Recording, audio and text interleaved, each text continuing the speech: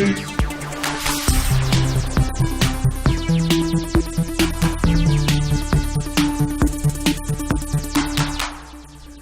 up, Sifters? Welcome to GameFace, episode 25. That's kind of a landmark episode. Yeah. Quarter of 100. Quarter century. Yeah. Thinking back, like when I was on GT, we ended up doing, I think before I left, we did like 250 episodes of Invisible Walls or something like that. And that seemed like an eternity. So the fact that we're at 25 already for GameFace. 10% of the way there. Yeah. I guess that's actually, if you put it that way, 250 episodes was a lot. So, here we are for a special Monday edition of GameFace. Matt Kyle to my right. He is a busy, busy man these days. He is flying all over the world, all over the place. We had this little buffer period. You just came back from, like, Sweden. Yeah. Where you had meatballs aplenty, I'm assuming. Yeah. That's all there was. All meatballs and pickled herring. That's all you can buy is meatballs. That's it. And then I got to leave again tomorrow. We're staying in the States this time, but, like, we had to get the show done. Yeah. So we just had this, like, little 2-day buffer zone where Matt was in town where we could record. So we realized a lot of people probably couldn't make it and watch the live stream this week. That's totally fine. We get it. It would be nice if we could get on a normal schedule, but just with the way things are right now, that is not possible. So, well, no more traveling in the immediate future, so we can hopefully pick a day and stick with it after this week. Okay, that'd probably be a good idea for our viewers, at least for the live streamers, because the one thing I have noticed is, like, the more regular you are with your streams, the people that watch, it's a lot bigger. Yeah. Like our when we used to do it Thursday and we did it religiously for like 15 weeks in a row, like you could see every week the numbers go up of the people, but once you start jumping around, you start watching the opposite happen, like less and less people start watching. So we understand the importance of getting on a schedule for live streaming. Yeah, that's why Firefly got canceled. Yeah, you're absolutely right. That happens to a lot of TV shows they send out to die. They're like, oh, we'll just put it on Friday now or whatever. Yeah. Oh, you're on Thursday now.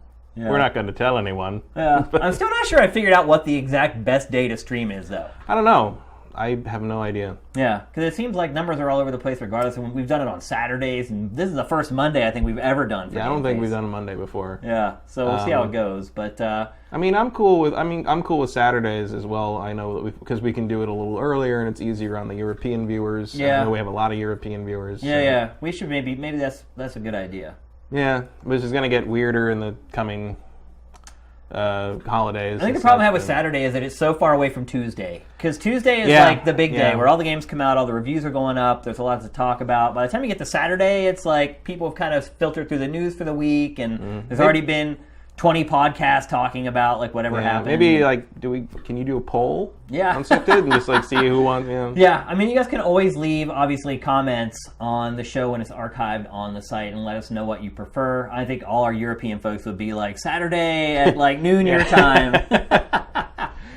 But anyway, we are here on a Monday and we do have a good show for you guys, so let's get to it with the Big Six.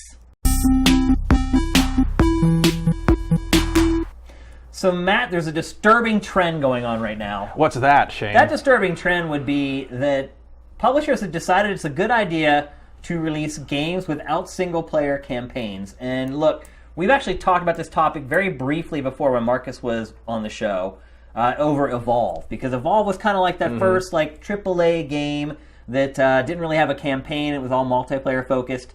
And we just thought it was like an anomaly. Well, things have really started to turn in that regard. It's no longer an anomaly. It's something that's becoming increasingly common. So this week, the big announcement was that Call of Duty Black Ops 3, the last-gen versions for Xbox 360 and PlayStation 3, will not come with the campaign. Wow. That's interesting. That is insane, by the way. Does it cost any less? Yes, it is $10 off. So basically, they've now put a monetary figure on their campaign. The campaigns are $10. They're worth $10. Think about all the time and effort they put into the campaign, and they've ultimately decided it was worth $10. At least, well, they probably think that in the eyes of the player that it's worth $10. Yeah, I think it might be more. I think it might be a lot more, yeah. Well, as far as their budget's concerned, what they spend on making the campaign versus what they spend on creating multiplayer, it's not even close. I mean... Best case scenario for multiplayer would be 50-50, and I still would say it's probably 60-40 with campaign getting the bulk of the budget there. But this, first of all, this is nuts. Like, you have this game that you've built for these other platforms, and you basically just chopped this mode out of it for the last-gen versions. You think it's because they can't run it? That's what they're saying. They're saying that it's technically infeasible. Is that a word? Unfeasible. Unfeasible? Yeah. Infeasible? They said That's infeasible. They said it's not feasible for them Yeah. to release it. And look, is it true? Maybe. Here's what leads me to believe that that's not true, though, is that they could have told us about this a long time ago. You got to realize that there are probably literally millions of people who have pre-ordered Black Ops 3 for the PS3 and the Xbox 360. People who haven't upgraded, they're like, that's okay, I'm still going to get COD this year. Like, man, You're going to get CODed, son. Yeah, you... Look what happened. You're going to get kicked right in the COD piece is what's going to happen. So this is a first. Like, I've never seen a game that cut a feature for a previous gen version and then have the full game on the new gen version. At least there's a discount. Yeah, I can't think of another thing, especially something that's substantial. I mean, it's like, okay, this game doesn't have this mode or this character or something, but the whole campaign. So, Matt, are you okay with spending $49.99 for just the multiplayer for a Call of Duty game? No. You're not? Well, I'm not nearly as big a multiplayer person as you are. So to me, the multiplayer doesn't have as much value. So, like, I like the spectacle, I like the big events, I like the story. When you play a Call of Duty game, typically how many hours will you spend in the multiplayer before you're done and you move on? 20, 25, maybe. I mean, it Still depends. not bad, right? I mean, like, was it Modern Warfare 2? I probably spent like 50 or 60. I mean, It depends if it hooks me or not. It's the same, like a Halo game I'll play about that. A Battlefront I will probably play about that, if not a little more, not because like I'm saying, Battlefront's better or whatever, but because I like Star Wars. Right. Star Wars will get me in there. I have a bigger attachment to the IP or whatever. And it's hard to say like what I think what's worth or versus what I don't think it's worth, but like a game without a campaign always kind of makes me feel like, well, I sure hope I like that. It's hard for me to justify full price just in the sense of like, well, if I don't like the multiplayer, at least I can play the campaign and get something out of it. Whereas, like, if there's no campaign to fall back on, I feel like I either have to deal with, what if, like, day 3, everybody figures out some exploit that ruins it and for me, and so I have to wait to not play the game until they patch it, or else I'll just be angry the whole time. Now, here's one thing that does help, is that we're getting betas for a lot of these games now. True. They already had the Call of Duty beta. I played a ton of it. A Battlefront beta launches for everybody on October 8th, I think it is. 8th, yeah. And for everyone, just like Call of Duty eventually was. Initially they're like, oh, you need to pre-order the game to get in the beta. And then the first, 24 hours was for those people, and then the rest of the week was for everybody. Here's the kicker of the whole thing. This whole discussion really is what this centers around, is Rainbow Six Siege. So, finally, they admitted this week that there is no campaign for Rainbow Six Siege. And we've been wondering that for a long time. We've talked about it on this show many times. They've been asked in interviews over and over if there was a campaign. They were always very dodgy about it, and kind of, they never outright said there wasn't. They never said that there was, and I had assumed actually that there wouldn't be. But here's the problem with Rainbow Six Siege.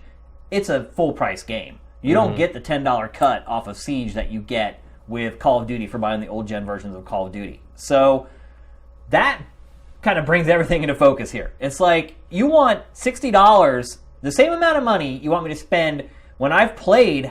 How many Rainbow Six games have we played last gen that had campaigns and multiplayer? Like 3? At least, yeah. And Vegas had pretty good campaigns. Yeah. And so right now, this beta is going on for Rainbow Six Siege. It is not an open beta, by the way. I'm in the beta. I have yet to be able to get the game to work. I saw your tweets. I have sat in the lobby. I've actually let it sit there and went and did work, and would periodically listen for gunfire coming from my television in the other room to know that the game launched. It never would launch. I got one response on Twitter from someone who said that they were having the same problem. So it looks like it might be unique to me and this one other guy. Maybe we have some kind of NAT settings that aren't right. I don't know what it is, but I can't get it to play.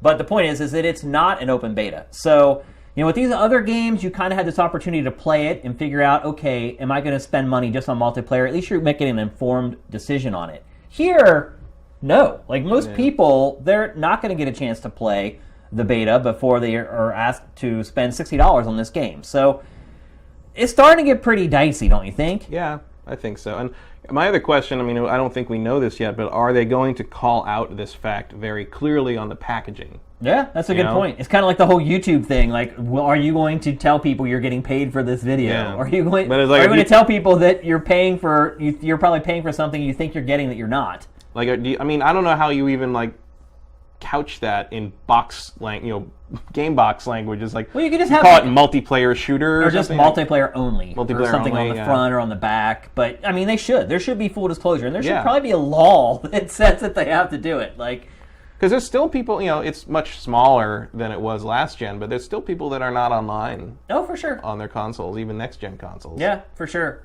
So to me, $60 and you can't return games. So. Yeah. Like you said earlier, I am a big multiplayer guy. So honestly, if I really look at it and I'm like, well, if I really like Siege, I could end up getting 100 hours out of that game. Yeah. Or with most Call of Duty games, like it becomes like my spare time game. I've got 20 minutes here. I'll play a couple matches. Oh, I'm waiting for my wife to get ready to go to dinner. I'll play a couple matches. Like, I kind of equate it to like fighting game, like a Street Fighter game or something, where I'll pay $60 for a Street Fighter game, which is clearly meant to be played either with other people on a couch or online against other people. Yeah. And yes, they have an arcade mode, but like, do you ever really play it? Like, no, because that's the thing. In a competitive fighting game, playing the arcade mode can ruin. You're right. Your skill, and I think that's true in shooters too. It's like if you train by playing the campaign, you're gonna suck against humans. Well, I don't know if that's completely true. You got to learn the mechanics a little bit, but it teaches you how to use like the weapons and things like that, and like the shot patterns for each weapon. I mean, I much prefer to play a campaign before I jump on for multiplayer. For sure. But again, like... That's the other thing. You just brought up another good point, is like a lot of these people are going to be jumping into multiplayer without having played the campaign and like learned the ins and outs, or the ropes, so to speak. I mean, I hope there'd be some kind, like Titanfall, which had no campaign, but had the tutorial stages that you had to go through to learn how to play the thing. But on the other hand, like Respawn is a very conscientious developer, and who knows if the others are going to think to do that. Yeah. It's disconcerting. And then you bring up the other question of like, Evolve didn't do so well. No. But like, why was it? Because it was multiplayer only, or was it because the DLC structure was a little alienating? I think it's probably a mixture of both. I mean, I don't think it sold terribly. It may have made its money back and made a little profit. Yeah, as I understand it did not hit targets they were expecting, though. Yeah. Like they really, especially after all the hype and all the trade show awards and everything it won, it kind of just fizzled. It didn't really get anywhere. Well, here's another case where gamers can vote with their dollars. Yeah. It's another example. If you're not okay with this, if you think this is bullcrap, as I pretty much do, just don't buy the game. And Ubisoft will learn its lesson. At the very least, the game will get discounted in short order. Mm-hmm. Because if they come through their first week of sales and they're like, oh man, we're tracking really low, chances are they'll probably drop that game $10. Yeah. Especially on Steam or something like that, you'll see that pretty quick. But to me, Rainbow Six Siege is going to be kind of a hard sell. Yeah, I think that is it's funny to me that like Rainbow Six Siege is harder to swallow at $60 for that than Battlefront is for me. Both because I'm a Star Wars fan and also because like that's sort of what I'm there. Like Battlefront's never had a campaign to speak of. Yeah, but it was also bullcrap what they said why they didn't put the campaign in it. They were like, because nobody will play it. It's like, no, that's not I would why play that, for sure. There's no campaign in your game. Like, at least be honest. Like, you just didn't want to make it. You didn't have the time. You didn't have the budget. Well, also one of the things, like I recently played Battlefront 2 through a little bit again, and one of the things about the campaign on Battlefront is that game had so many planets. That had like every planet in the prequels and the OT and some expanded universe stuff, and so like you could do a kind of a campaign in that game because it had like 20 planets you could go to and sort of jump around and like go through the different eras and stuff. Whereas like Battlefront, I think the new Battlefront has like 4. Yeah. So it's not as expansive, and so like you can't really make. I don't know if you can make a functional campaign out of that. So they might be just sort of punting on that. And look, I like campaign modes. Like, I love multiplayer, but I also like to play by myself. Yeah. Like, I like to have me time. Like, I like to have time where it's just me in the game, all the lights out, headphones on, and the sound system cranked up. Like, I don't know. This, to me, is a concerning trend that I hope doesn't continue. Mm-hmm. But, at the same time, I'm sure they've done research. I'm sure they did focus group testing and talked to their quote-unquote, like, trust group where they're like, they have these 1,000 gamers that they really trust their opinion on the game. And you presume that like they know the ins and outs and what they need to do, but at the same time it's hard to you look at that price tag on Rainbow Six Siege and then you think Battlefront's full price too? Yeah, but like Team Fortress is free. You know, Yeah. it's like a very similar experience as like running a very different business model, and you know, you got to really think: is this something that I'm going to get $60 a use out of? I mean, look, a lot of shooters are free now. Boss Key's new game, Lawbreakers, is free. They're getting ready to fire up Tribes Ascend again now that they have all the money they made off of Smite. And Siege bothers me more, I think, because Rainbow Six games have always had campaigns. And at least in Call of Duty, if Call of Duty Black Ops 3 had no campaign on any platform, I'd be like, what the fuck, guys? Like, that would be really scary to me. Yeah. For maybe reasons I can't fully articulate. It could get there, though. It could get there, yeah. We could get in a place where, like, there's no campaign in Call of Duty. And most people badmouth it so much anyway. If you're Treyarch or any of the studios that work on it, after a while you're probably like, well, then screw you. Yeah, that's like, true. That's a lot of money for something that people just might make fun of. But if they do decide at some point to just cut the campaigns from Call of Duty forever, I mean, I would have to press F to pay my respects. Yeah. if that happened, for sure. All right, let's move on to the second topic of the Big Six. And this one, so here's the thing. So there's this game called 846, and what it is it's a game, it's a VR game, it's for VR, where you basically live through 9/11. Mm-hmm. It begins... Like inside the tower. Yeah, so you're in the tower, you're sitting at your desk, working on your computer screen or whatever, there's someone else sitting across from you, in the early footage that they've shown, eventually you get up, you go over to talk to her, and then boom. Like, I don't know which tower you're in, or if it's the first plane or the second plane. It must be the first plane, because 846 would be the time that the first plane hit. That's right. That was the time the first plane hit. So basically, you are living 9/11 in virtual reality. Matt, how do you feel about that? Do you think it's too soon for something like this? Because on SIFTD, when we curated this game to the site, it was split. Like, a lot of people, I think it is too soon. But a lot of people on the site were like, no. Like, you're crazy. Like, I think it depends kind of how it does it. You know, if it's treated with respect or it's treated with gravity, that might, that's going to kind of make or break it. Because I'm sure it's not supposed to be fun. But I think the amount of time passing is key. Because, like, I always used to bring up or make fun of, but also sort of like be interested in the idea that, like, the more once enough time has passed, that everybody who was involved in a tragedy would already kind of have been dead. Right. It seems to be okay to turn it into something frivolous. And the main example I would have of that is at one of the arcades we used to go to up in San Francisco, they had one of those Wheel of Fortune games, and it was the Titanic sinking. Oh. And this is after the Titanic fever of after the movie. And so, like, you spun the wheel, and the ship, which was like tilting, sinking, like spun around whichever like slot the rudder was pointing at is what you won. Right. And I'm just like, dude, that is dark. Like, that is dark, but it's like no one ever freaked out about it, I guess, because it was like a long time ago. And because nobody knows somebody who was affected by that. Or affected by it. Yeah. And so, I think probably too soon. In the sense that it's not, it's not enough time has passed for you to benefit financially from this. United 93, the movie, notwithstanding, which was actually done with I think some respect and attempted to bring some perspective to it. But I don't know. They also showed people being heroes, and it was. Look, there's no way to make that story uplifting after what happened, but there's a way to soften the blow a little bit by showing, hey, these people stepped up. They did things that some humans may not do, and like, is this game like? Do you die in it, or can you get out if you do the right thing? The details are sketchy that seems like weirdly tasteless to me. The idea that like, oh, you died in 9/11 because you did it wrong. Like, that seems to be a very bad thing to be saying about the victims of 9/11. Like, that's. If I were, I don't know, I was not related to anyone who was in the buildings at the time, but if I were, I think I would be pretty offended by the idea. But do you know somebody who lived in New York when it happened? Yeah, because I do too. Because look, I don't have any relatives or anything. I don't have like a 5 degrees of separation of 9/11 or anything. But I have 4 or 5 really good friends who I've been friends with for over 20 years who lived in New York and still live in New York and lived there when it happened. And out of respect for those people, like, those people are shooken up about it still. Oh, yeah. I mean, you bring it up, and you just see the fire in their eye. Like, they're mad still. And then I start thinking about like the families of the people. And imagine if you were the mom of somebody who was the guy sitting at this desk and worked for Morgan Stanley or whatever and perished.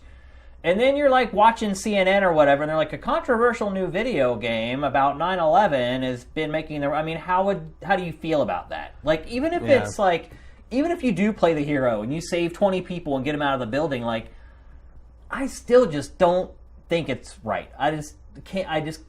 I think it's way too soon, and I honestly don't know if, like, me personally, like, it'll ever not be too soon for me, because a lot of people brought up, okay, well, if you're not okay with that, then you shouldn't be okay with, like, Call of Duty in games based on war. And sort of my retort, I wouldn't say retort, I don't want to use that word, but what I responded with was, well, people who go to war generally have signed up for the military. They know what the job is. They know they may have to go somewhere and fight other people and possibly kill other people. They know that people die in war, and the opportunity for them to die is something that's very real. But we're talking about people who are sitting at their desk working here. And there was no war declared. They didn't sign up for war. They were just basically victims of a cowardly act. Well, they were murdered. They were murdered, yeah. It wasn't war. It was no side declared war against the other, and there was this organized form of combat is taking place. Like, well, it's the same way where, like, I don't know if, has any game had you play in Pearl Harbor? Did Rising Sun do that? Yeah, there's been Pearl Harbor. Which was, but of course, which was angled on, probably more angled on the, like, get to that anti-aircraft gun and, like, shoot down who you can, kind of thing. That sort of, like, fighting chance thing. This seems like, I don't know what to describe this as. It's like almost like victim porn. Like, like, feel what it was like to be a 9/11 victim. Like, that doesn't seem like that. Entertainment. Well, not entertainment, but it also doesn't seem like, what am I gonna get out of that? Like, I'm, not that I, everyone's thought about that, I think, because what would it have been like? What would you have done? What would have happened? Would you have been one of the jumpers? Would you have? And that's what I think about this game, is that I feel like they're exploiting that. Yeah, I feel like they're saying, look, there's a lot of people out there who wonder what it would be like to be in the building, and I'm going to give it to them. To me, it feels very salacious, very sleazy. I mean, look, even if you're the hero, like I said, and you get all these people out of the building, like, that's, I don't know, that don't make me feel any better about playing this game. It also kind of, it feels a little bit like a shortcut? Yeah, it's like, it's like, oh, we want something that's going to, like... And it's in VR. Keep in mind, this is a VR game. But it's like, we want something that's going to be noticed. We want something that people are going to, like, want to, it's like this is the easiest way to kind of create this sort of controversy thing. So, an office building simulator is not going to get you headlines, but this sure as hell will. Yeah. So, and don't get me wrong. Like, I don't think the game shouldn't be made. Like, I don't think it should be censored or banned or anything like that. No. Like, look, creating games is an art form, and if we're going to look at games as art, we have to treat them as art, and I would never censor anyone's art. And so, look, I'm not saying this guy needs to be shut down, or, like, Steam needs to say, no way, Jose, we're not going to carry this game, or anything like that. This isn't like the history game with the Tetris thing. Right. I'm just saying, for me personally, like, it's disgusting. That's the best way I can put it. And, I mean, everybody's going to be different on this. I feel like people who maybe don't live in America may have a different view of it versus people who do, or people who don't know anyone from New York maybe has a different perspective on it because they've never been touched by the whole thing personally and seen the pain in someone's eyes from what they went through it. And these are people who are directly affected. Like, and I had to evacuate for 5 days. Like, they weren't involved in, like, the actual, what they're going to be experiencing in this quote-unquote game. So... Well, I figured, I mean, I don't know, because I was in San Francisco at the time, so I have a very different and probably less intense experience, I would say. But it's got, when someone breaks into your home or breaks into your car or whatever, you kind of have that feeling of, like, that violation feeling. Yeah. And I figured, I think every American kind of felt that after that. And if you lived there, if you were from New York, like, that has to be thousands of times worse. Yeah. It's that feeling of, like, it's New York. It's the it's the heart of American culture, and, like, to have that happen and violate that space and that. And I think we also had this terrible, like, false sense of security as Americans. For sure, yeah, for sure. But, like, and maybe some of it's good that's changed our perspective a little bit. Maybe we're a little more on guard than we used to be, and maybe that's something that we probably needed to do. It's the worst way possible to ever get to that new sort of revelation. Yeah. But I totally understand why people who are were there that day, were in that area, like, you're never going to get over that. Like, this game could be made 50 years from now, and those people would probably still be very justifiably upset by it because it was, you never leave that day.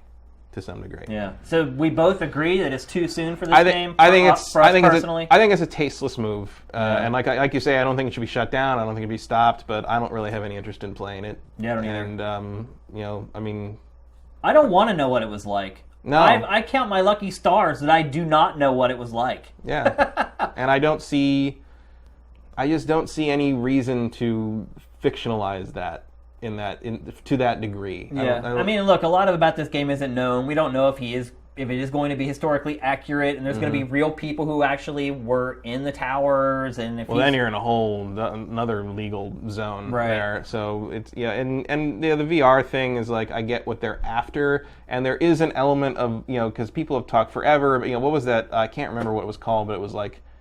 Was it Kuma or something? It was like that. Where they recreated like Fallujah and like the real war stuff as it happened in this first-person shooter setting or whatever.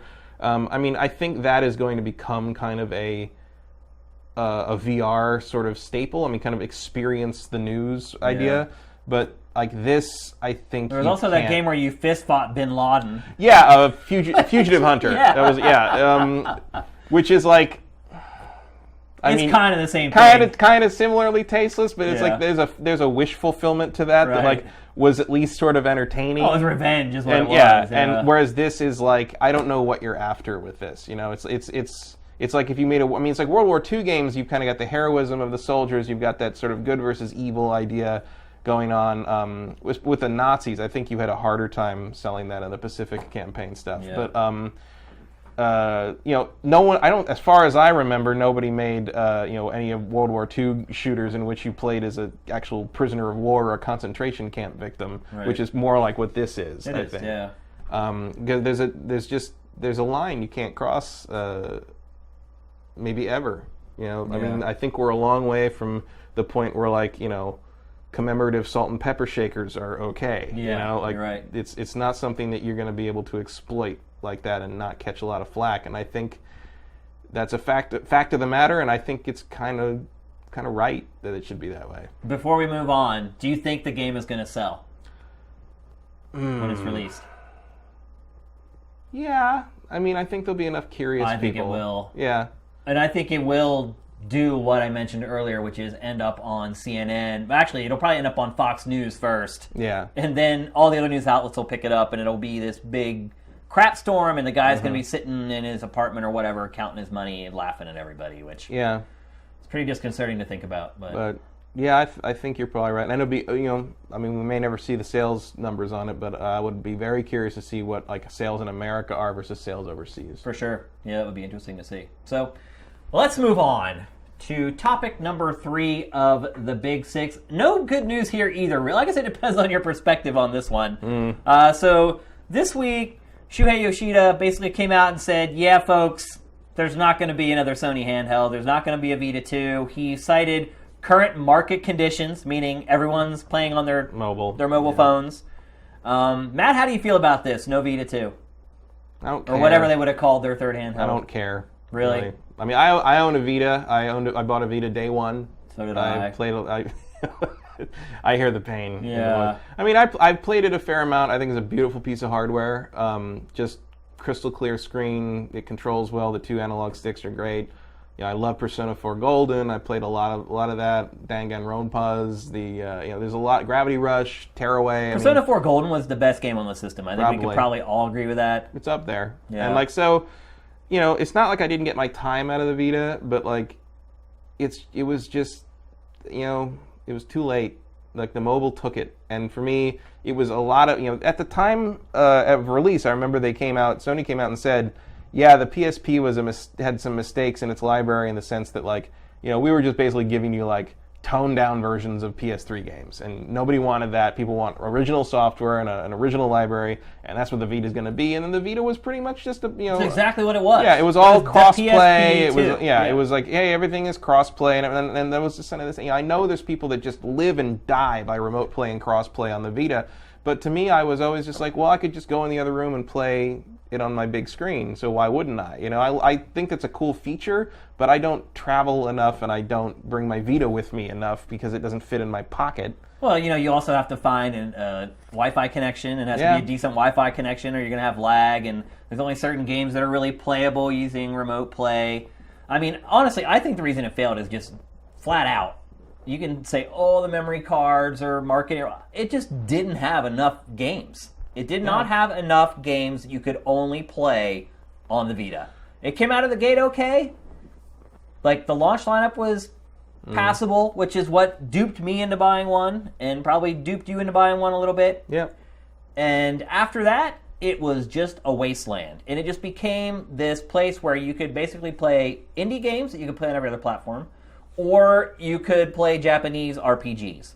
I mean, that's really what the system has become in the last couple years. Yeah. It's a dumping ground for JRPGs because in Japan, every JRPG comes out for the PlayStation 3 and the Vita, and now it's the PS4 and the Vita.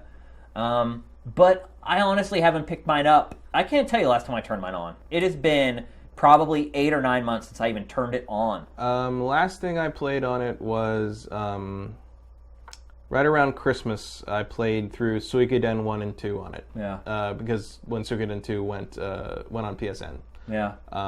So I played those through, and it was great. I mean, it was funny playing using this system, this very high-tech system, even today. To play this game. To play a game from 1995. Right. But see, that's what I'm saying. And like the indie games, look, it's not pushing the Vita to the hilt to play Shovel Knight. Well, also, those games. It's not what I got it for. But those games are also on everything. Why wouldn't I just play that on my PC? Or I did not buy a Vita. And look, I understand it. Like, if some people only have a Vita or whatever, I get it. They're like, oh my God, I got tons of time out of mine. But I didn't. I got nothing out of my Vita. Once that first rush of games came out, the first year, they had the big rush. And then, one decent game would come out, every 3 or 4 months after that. And then after that first, 18 months, it was over, man. Over. Well, also, look at how many of those games they showed are, just Vita versions of things I already own. Yeah. On, 5 times. Because now that you have, these free programs for Xbox Live and PSN where you get free games it's also getting to the point, and this is obviously a total tangent, but, the whole free game thing with Xbox Live and PSN is kind of just becoming worthless at this point, because what I'm finding is that 1 month you get a game for free on PSN, the next month is free for Xbox, and the month before, whatever game was free on Xbox, the next month is free on PlayStation Network. So if you actually own both consoles, the deal's kind of up with I own a lot of copies of Tomb Raider I didn't pay for. Yeah, I know. But all of them, a lot of those indie games end up making it to every platform. Do you ever forget which ones you have and I'll play that down? Wait a minute, I remember this. I have it. I have a lot of times I'm I don't even remember that I have a lot of games because I'm just I always go and get them, claim them, so to speak, or quote unquote add them to my library, but I rarely ever go and play them. And so with the Vita, it's I cannot believe how much money I spent on that versus how much enjoyable gameplay time I had with it. After the first year, it really, I would turn it on to update the firmware. I'd see, in news posts, new firmware for Vita, and I'd go and download it, and then I'd, poke around in it for, 10 minutes, turn it off, and I wouldn't touch it again until they updated the firmware again. Yeah. So, hardware is amazing. I bought that for the hardware, and that was probably my mistake, really. Well, I bought it because, like you said, the launch lineup had some promising stuff. Persona 4 was coming, and I knew I loved Persona 4. That's the thing, is the 2 games I played the most on that system were Persona 4 Golden and the Ninja Gaiden Black port, or whatever it was, Sigma, or whatever it was. Yeah. So it's basically what I did is I played 2 versions of 2 games that came out the previous generation on old hardware that were then slightly improved for the system. And I dabbled in other things, Shinobi Do 2, and a lot of the stuff I've gotten on download. And there's a lot of stuff out there if you're into the kind of the more niche Japanese software and things that you wouldn't see anywhere else. But and I understand the people that love it so much, in the sense that if I had a more limited budget for console purchasing, or more time commuting on public transit, or waiting around at school. I think if I was in high school or something, I would have gotten a lot more use out of it because I would have been on the go and had a backpack to keep it in, that kind of thing. It just wasn't for me anymore. It's also, I feel like just like the Wii U, it was wasted potential because you have this awesome hardware. And look, I don't care what anyone says. I think the Wii U is awesome hardware, and I think the Vita is awesome hardware. Like the potential Tremendous there potential. to do stuff is amazing. But with both systems, like they never used it because it's money, and it's like, oh, if we just developed this just for this, we can't put it somewhere else. And like you kind of see that with Tearaway Unfolded. It was made for the Vita initially, and most of the criticisms you see of the PlayStation 4 version is like, well, it didn't really do this thing that it did on the Vita because it doesn't have the same functionality. Yeah. So I don't know. I remember the first time I put my hands on the Vita, I was like, oh my God, like it does so much. And I was sold. Like just looking at the potential of it, I was like, and it's Sony. I'm like, the PSP did well with software pretty much through the end. And I mean, they're still putting out PSP games now in Japan. So still putting out Dreamcast games. Yeah, exactly. And so I was dumb. Like I made a huge mistake. I just looked at the hardware and said, this hardware is awesome. I put my hands on it. I know it's awesome. I know it works the way it's supposed to. Eventually, the games are going to come, and they just never did. Yeah. Well, I can't say I regret having a Vita. Maybe I regret paying launch price for it. But I mean, I played a lot of it. It's just the games I played on it were kind of ridiculous that those are the games I played on it because they were ports of old games. But like, I still enjoyed it. And then, Persona 4, I played through like twice on that game. I mean, and it's I will definitely keep it, and I will still use it, and I'll probably be playing, various things on it, years from now. But I totally understand why Sony would, as someone who was a Sega fan from back in the day one, I understand why you got to walk away from some of this stuff. Yep. It's just not economically feasible, and the market is completely different. And I don't think anyone will begrudge Sony for bailing on the handheld. Oh, they do. I don't know if you've seen some of the threads on this news, but there's some angry people out there. Oh yeah, I mean, there's people that love this system. They, in the same way that people loved the Dreamcast and loved the Saturn and love the Wii U. And not to say they're wrong, but you're kind of back in the wrong. You can't tell someone they're wrong for loving something. Yeah, but you're kind of back in the wrong horse financially speaking. And sometimes we do that. Sometimes we buy a Japanese Dreamcast for way more than we should have bought it for, and then we buy 100 games for it, and then they pull the plug, and we're stuck with a whole bunch of stuff that we don't have anything else to do with anymore. You're not speaking from not personal at all. experience there, are you, Matt? But it's I just had to move my Dreamcast collection down from San Francisco, and like I have something like 115 Dreamcast games. You have the whole library. Almost. I mean, half of them are imports, and fighting games and stuff. But it's like you look at this, and I'm just like, God, there's so much stuff I absolutely love in this library, but I know that I'm a massive minority in that. It's like, I actually look back on the Dreamcast library, and I feel like I had rose tinted glasses on that whole I era. think you have a point. And I'm like, really? Outrigger? Yeah. I played Outrigger? I bought a keyboard and mouse for Outrigger? Yeah. Like, what was wrong with me? And there was lots of arcade games that were ported over that worked great in the arcade, but when you play them like at home, like Crazy Taxi. All I'm saying is that if you hit, it's the Vita,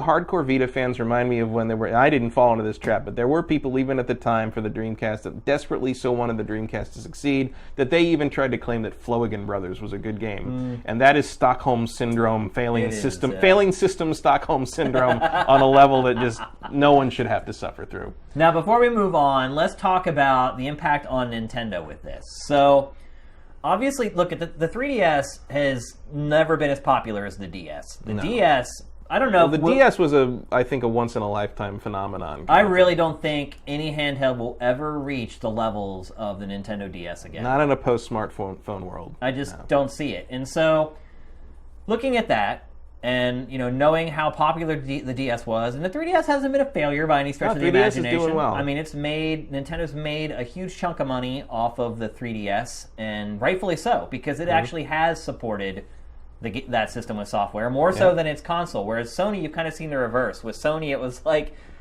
it made plenty of software for its consoles, but the handheld side of it kind of lagged. I think that's another thing too, is that Sony realizes, hey, supporting two platforms with software, it's hard. It's hard. It's really hard. And so, going back to Nintendo, they made this big announcement with DNA, and that we already got like Pokemon Shuffle, like the Match 3 Pokemon games out. And Pokemon Go. Pokemon Go's been announced. We're starting to see all the partnerships with DNA coming through, and I don't know. Do you think there's another Nintendo handheld? I don't. I think if there is another Nintendo handheld, I think it will be the controller for the NX. Yeah. I mean, we've talked about that before. We have, But I think the NX will have some kind of controller system that you can kind of take with you. Yeah. And that will be... Do you think it's like a future VMU where the games are like really simple that you play, and it's just like where you take it away and kind of level up your character doing dumb mini games and bring it back? I don't think so. I think full-fledged games for it. I think they will be full-fledged games. I think it will be similar to, or at least somewhat similar to the cross-buy thing with the Vita, where you kind of share a save between the two things. Like you can play it on the road, you come back, you upload that save, your main console can pull it. And I would think it wouldn't be necessarily cloud stuff with Nintendo. It would be like more like plug the thing into the system. So you think separate hardware, processors, and everything in the controller, quote unquote, and the console? I would say my guess would be that the controller for the NX will be kind of a next gen Wii U touchpad thing. Or I could be completely wrong, and the whole thing will be built kind of around syncing with your iPhone or your Android tablet or whatever. Where maybe the controller is a normal controller, and like you say, they do the VMU thing with your smartphone. Maybe more advanced than the VMU stuff. Because I was just using that as an example, though, where you had this full-featured game, and then you took the handheld portion of it away, and that part of it was much more simple than what you were experiencing on the mothership. But it's Nintendo, so I would imagine Nintendo can craft a compelling, mini game experience based on a larger, full-fledged game, and so it wouldn't surprise me to see the big 3D Mario game maybe on the NX. You can then maybe transfer to your phone or whatever. You can play like a side-scrolling Mario game that gets you lives or currency or something in the main game or something, something like that. That's actually a really good idea. Ship a Mario that's it's a 3D and a 2D. It's Mario Galaxy on the console, and then it's a 2D Mario on the controller / handheld. Yeah. That would be the kind of thing I would go for. That would be pretty sweet. Yeah. But Nintendo's still in that loop of trying to support two platforms. Yeah. With that model. But I think in that model you can then kind of fold the handheld ideas and the handheld development into the main development of you can kind of consider it one project, which might make it easier somehow, or it might make it horribly more complicated. I don't know. I don't know enough about game development nitty gritty to say one way or the other. But if I were going for it, that's what I'd try to basically. I'd try to make the handheld and the console experience sort of completely intersected, like inseparable. Let me ask you this, Matt. So, here's two options. Option one is what we have now, which is a Nintendo console, a Nintendo handheld. Nintendo supports them both. Option two is Nintendo console and Nintendo mobile games. Mm-hmm. Letting DNA handle all that. Cracking open a lot of staff for them to support their console better. Which of those two options would you choose? And look, I know Nintendo fans are screaming right now, oh, you take the console and you take the handheld, screw the mobile, but... I don't know. Here's the thing. Yes, the console and handheld model is proven under Nintendo, but I really want to see what they do under the other model. I feel like you could get experiences just as good. And I've had in my head since 1998 the idea of a Pokemon game where you go around and take pictures. The AR thing where you find Pokemon and Pokemon Go looks awesome. By the way, totally. I don't know how awesome. all you sifters feel about it, but I think Pokemon Go looks like something I could become crazy addicted Pokemon to. Go is one of the games in my head. Pokemon Go could be a big deal. Oh yeah. And I remember that when Pokemon, I was like, when cameras and phones became a thing, I'm like, they need to make a game where if I find something that looks kind of like Pikachu, I can take a picture of it and it gives me a Pikachu. Yeah. And I feel like they took it about 10 steps further. Yeah, now they're going way beyond that. But I feel like that's kind of that idea of, and the company that's making Pokemon Go makes a similar kind of game called Ingress, where. And I have it on my phone. I don't play it much because I don't understand it. Yeah. But basically, you kind of all artistic landmarks in every city. Like, people like submit them, and you can go and you can like hack them, and like if other people on your team can like set up pylons, and you can sort of like you gain like basically you're trying to take over territory. But the interesting thing is like you have to actually physically go there. Like you can't like travel there in the game. So a GPS it's a is all tied GPS into game it, kind of thing. yeah. But like that idea of taking the game out into the world, like I've always found that to be a very interesting idea, and I feel like if anyone's going to finally take that idea, and I played a lot of games like that, and none of them have really worked fully for me. Yeah. But I feel if anyone can take that idea and make it functional and make it fun, it's going to be Nintendo. So let's go back to my question. You never made your choice. Which would you choose? The current model or the Nintendo console with more support from Nintendo and just handing off the handheld stuff to DNA's mobile? As long as the DNA stuff still had the Nintendo polish on it, I think I'd take the mobile model.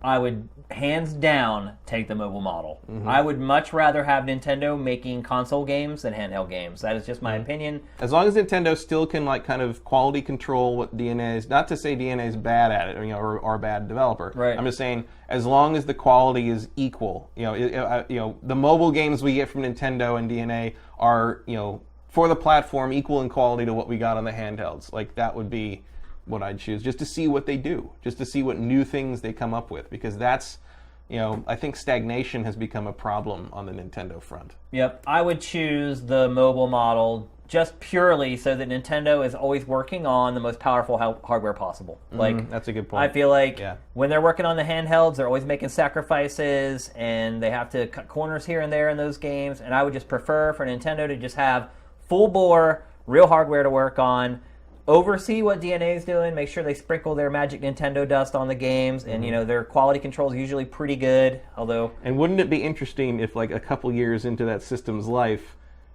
the tablets are more powerful than it? Right, which it could very well be. It's not an impossible future at all. So it's interesting. We are at a time of transition.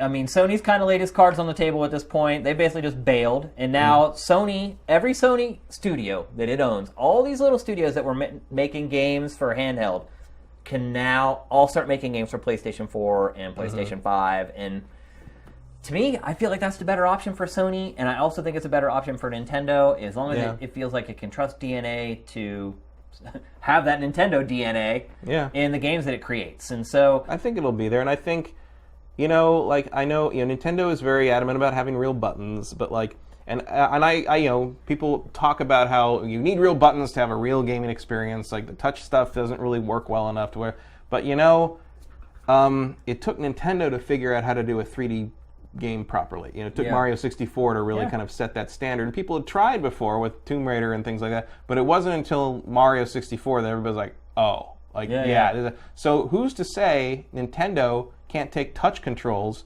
and figure that out too? Well, it kind of had its opportunity with the Wii U to do that. It did, but the thing to remember about the Wii U is they still punted on the physical controls on the controller, and it's a single touch screen. Yeah. Give Nintendo a multi-touch screen and let them go to town and see what you come up with. I mean, that's an exciting idea to me, because those guys, the guys over at Nintendo, all they do is play with that shit until they figure it out. It's like when when the 3DS was revealed, and we went to try it in the booth at E3, and Sessler asked Reggie, like, how long have you guys been working on this? And Reggie said, like, pretty much since the Virtual Boy. Yeah. They will workshop that stuff until it works, until it's magic. And so, who knows what they've been, you can't tell. I will never believe that the people, Nintendo internally, without telling anyone, they've been messing with that mobile stuff for a long time. Yeah. They're experimenting and playing with it because they know that even if they weren't ever going to go mobile, they were going to want to experiment with this whole touch thing, because that's what the new generation is into. The last thing I'll say on this is, I'll tell you one thing. If no 3DS existed, we would not be waiting for a Metroid game for the Wii U right now. That game would have been out. We'd have played it. Hopefully it would have been great. And you could probably go right on down the list of series and IPs that you've been waiting to see on Wii U. If there was no 3DS, we'd have Zelda. Zelda would be done. I guarantee you, Zelda would be done for Wii U. We'd have played a Metroid already. Star Fox would have come out already. It would have been it would change everything if they can focus just on that one platform. And so that's why, me personally, I would prefer them turn their handheld stuff over to a mobile team that they trust and just concentrate on making the best looking, best playing games on their console possible. I agree. All right, time to move on. More big announcements this week. Oculus had its Oculus Connect 2, the second year of its big, only Oculus press conference. Did you get to watch any of it, Matt? No, I didn't. I was probably in the air. Well, there weren't a ton of big announcements at the event. They showed off a lot of games, I'll say that much. Mm-hmm. They showed a montage that had 20-plus games in it. Epic Games showed off a new game for Oculus, which is basically just a first-person shooter that takes place in train stations. I guess it's the easiest way to surmise it, yeah. All right. Yeah. It has bullet time. But the big deal for Oculus is that they kind of hinted at the price of it. And so basically what they said is at least $300. Woo! Yeah. And so this is coming off of the heels of Sony just about a week and a half ago saying, well, the price of PlayStation VR is going to be about the cost of a new console. And so, Sony came in low with their console at $400. Yeah. So they're talking $400 range for PlayStation VR. Matt, is it too expensive? Yes, I think so. Although, my instant thoughts go to the Sega CD. Those add-ons that they were too expensive and they weren't clear on what they were going to do or whether they're going to be supported, and people just sort of stayed away from them. Well, let's talk about Oculus first. So, and I think $300 is Oculus. And look, I don't think it's going to be $300. I think it's going to be $400 or $500. Probably, yeah. I don't know if I want to pay that. I mean, that's a lot for I'm going to sit back and watch, basically. And that thing people better hope that thing has some serious porn support, because that's where you're going to sell those things, I think. Here's the other thing. They are not releasing the touch controllers, which we're seeing right now on the screen. They are not releasing the touch controllers with Oculus. They will come around later after launch. So you'll just use a normal controller or the keyboard? Yeah, well, they've already said that it works with the Xbox One controller and blah, blah, blah. So yeah, at first you will be using just the Xbox One controller. I don't even know, maybe it works with Xbox 360 as well. But so the touch controllers are not coming out at launch. So you're not getting, for that money, you're not getting the touch controllers, right? Wow. Which is a pretty big deal. Half a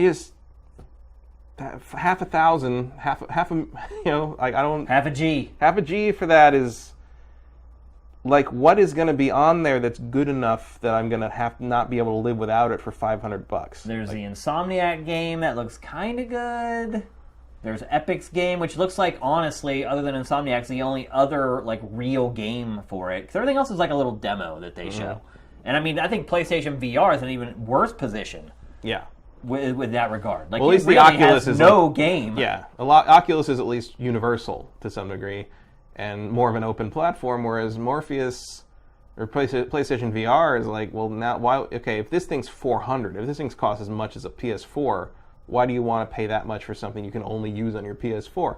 And what happens when it's PS5 time? Yeah.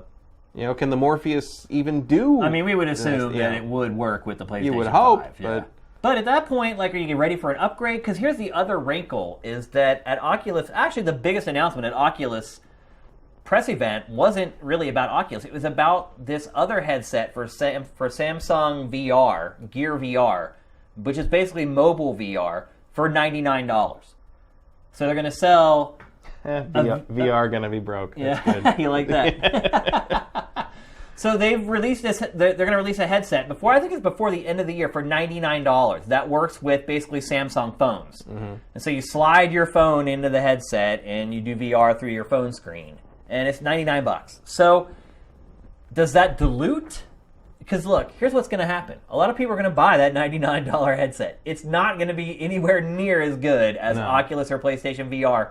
Does that spoil the well, so to speak, for VR? Maybe. That's the thing, is I just don't know. I think VR is definitely the future of entertainment, but I don't know if the future is here yet. Yeah. Because their other big announcement was you can watch Netflix in VR. That was literally probably got the most applause of all their announcements. What? Yeah. Like, do I really want to watch House of Cards in VR? Like, I don't. I don't really care. I think they're talking about the social aspect. You can sit and watch it with other people virtually. Yeah. Who? Like, that's other people who have. Yeah, but who? Like, I'm trying to think of which of my friends would be crazy enough to buy a $500 VR headset and not coming up with too many. I honestly cannot think of one person that I know that isn't a part of the industry that will even pay $300 for a VR headset. Yeah, well, that's what I'm thinking. Is like I'm sure I will know people who have them because we will get them as review models. A lot of or people whatever. will get them free, and a lot of people just need them for their jobs. I mean, but you're in going to terms need of them like to be able to evaluate games. Like the people I know back home who like ask me for like video game advice, like maybe they'll want to try mine, but I don't think they would want to drop $500. I mean, most of them haven't even upgraded to PS4 yet. I know. And think about this. So this holiday will probably be the holiday where everyone does really upgrade. Yeah. Because we're starting to see, like we talked about earlier, about like a lot of old gen versions are being dropped. Like Grand Theft Auto 5 has stopped giving DLC to last gen. There's no campaigning Black Ops 3 on last gen. I feel like this holiday season will be the year where everyone's finally like, all right, I'm getting left behind here. I'm going to buy it. So all these people, and it'll be the vast majority who end up owning this console, because technically we're still kind of the early adopters. Like, it's been a huge early adoption period, but when it's all said and done, these consoles are going to have like 60, 70, 100 million out there in install base, and right now we're sitting at like 20. So the bulk of the install base still has not bought the consoles yet. So you figure this holiday, a lot of them do. They've just spent $400 because I'm guessing they're not going to drop the price for the holidays for a PlayStation 4. Probably not. I mean, they just dropped it in Japan, but that just brought it up to scratch with the US price. So I don't see them dropping the price this holiday. So you have all these people who just spent $400 on a PlayStation 4, and here 3 months later comes PlayStation VR. And so they're going to be like, well, wait a minute. I just spent $400 on this console, and now you're asking me for another $400? You want me to spend $800 on the PlayStation ecosystem in the span of like a quarter, like 3 or 4 months? Like, well, I can say that's a really hard sell.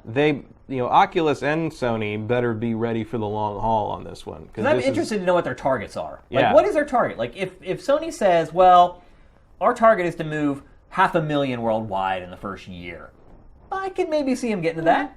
Maybe 500,000, not terrible.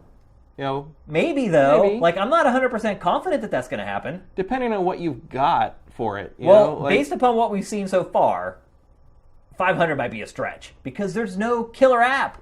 No. Not for either of them, really. There's no killer app for either one of them. I still say, I mean, I know they've said, no, we're not, but I still say No Man's Sky is your killer app for the But now they're saying VR. that, like, No Man's Sky may not be in VR. I think they're lying. I hope they're lying. I cannot imagine. The first thing I think when I see that game is put it in VR. Well, I thought right out of the gate that that's what they said it was. That it was going to be basically a VR game. But now the developers are saying, well, it might come out for VR. It might not be. I think you're crazy if you don't do that. Like that is the game that like would, as someone, the first, real modern, the first time I used the Oculus in any form was playing that EVE Online dogfighting game, at E3 a couple years ago. And I mean, instantly. And it's multi-platform. It's for PlayStation VR and for Oculus. Or it could be, because it's also a PC game, which people always forget. Like, No Man's Sky is not a PlayStation 4 exclusive. Same day. Yeah. But can you imagine if they don't do that? And I mean, that seems. I mean, I don't think that's a killer app totally because there's still too many X factors. It's the closest thing to it, though. But it's the closest thing that you look at and you're like, man, that would be awesome in VR. Yeah. I mean, I don't know what the holdup is there because I've seen the same interviews with the developer where he's like, maybe, I don't know, who knows? But like, if I'm Sony, I would basically be throwing money at them. For that. Because otherwise, what is going to move this hardware? Maybe spent how many R&D dollars have they spent on PlayStation? Or maybe VR? that's what exactly the conflict that you just brought up. Maybe Sony wants that in VR on the PlayStation 4, but they want to try to stop them from putting it in VR on the PC. Could be. And maybe Hello Games doesn't want to do that. And maybe Oculus, maybe there's a bidding war going on right now between Oculus and Sony to have that VR exclusive to their platform. I mean, who knows? If I were one of those parties, I would definitely be trying to do that, for sure. I would definitely, because you're right, it is really the only game that I thought we were told was going to be VR, but we've at the very least assumed was going to be in VR. that really had a chance to move hardware and move platforms. Yeah. Like, I am, especially if that game is good. Like if No Man's Sky came out and was good, it was great, and I loved it, I would very seriously consider a VR device to play it and make it better. Yeah, for me. That would get me close. Yeah, it would. It would only take a couple of. Maybe it would take. The Insomniac game and the Epic game being really good to push me over the edge after that. Matt, I'm really starting to wonder if VR is going to fall on its face, man. It might. I am really starting to get nervous about it. It might be the Virtual Boy all over again. I felt like this Oculus event was really their chance. It's like, it wasn't a part of E3 where it gets swallowed up. Like, it is their own press conference. And the thing is, I think they showed a montage of like 20 games, and they showed like 10 seconds of each one. Like, they didn't have a game where they were like, look at this. And they spent like an hour talking about like the technical part of it, which was like, even for me, I was starting to nod off watching it. Like, I think the problem is I think we're in a very ground level world with this technology here. It's like going back to 1995 when the PlayStation 1 launched, and everybody had to figure, the early 3D cards, everybody had to figure out how to do 3D games, Yeah, and they looked awful. Yeah, and at least then though, you could demonstrate that appropriately by just showing people what it looked like. You remember the old next-gen cover of Unreal. This is an actual PC game screenshot. And now you look at it and you're just like, ugh. It's like, but I remember when that magazine came out, and I'm just like, and everyone in my dorm was like, there's no way. There's no way a game looks that good. There's no way, bro. And of course, now you look at it and you're just like, yeah, if this was on 3DS, I'd make fun of it. Right. But like, with VR, the problem with VR is there's just no way to demonstrate it to someone without putting that goggles on them, and like you can't, they're showing kind of this, attempt to show them in 3D and like the two images, that kind of thing. It's like, how do you do that? How do you show? Because when I put those things on and played that dogfighting game, I got it. Yeah, I'm like, you get it right away. Yeah, for sure. But I mean, do you set up kiosks in Best Buys and Walmarts and have them try it that way and like pass headlights around everybody, or like what? Exactly, it's dude, like, I know. It's like, it's such a hard thing. It's almost like, do you bring back door-to-door salesmen? Like, what do you do to get people to put like the people who sell vacuum cleaners. Yeah, like what do you do to get people to put this thing on their face? Because that's what you need to really do to get people to believe. And so, think about it. Like, you put a kiosk in like Best Buy. If you walked into a Best Buy, would you put that headset on? Probably not. I would not. I would not put that headset on. Like, I'm not a germaphobe or anything. Me neither. But I don't like getting sick. No, but it's like I don't know for sure. I'm not a doctor, but like, I'm pretty sure you could pass pink eye back and forth doing that. Like if someone's rubbing their thing against putting the, not even intentionally.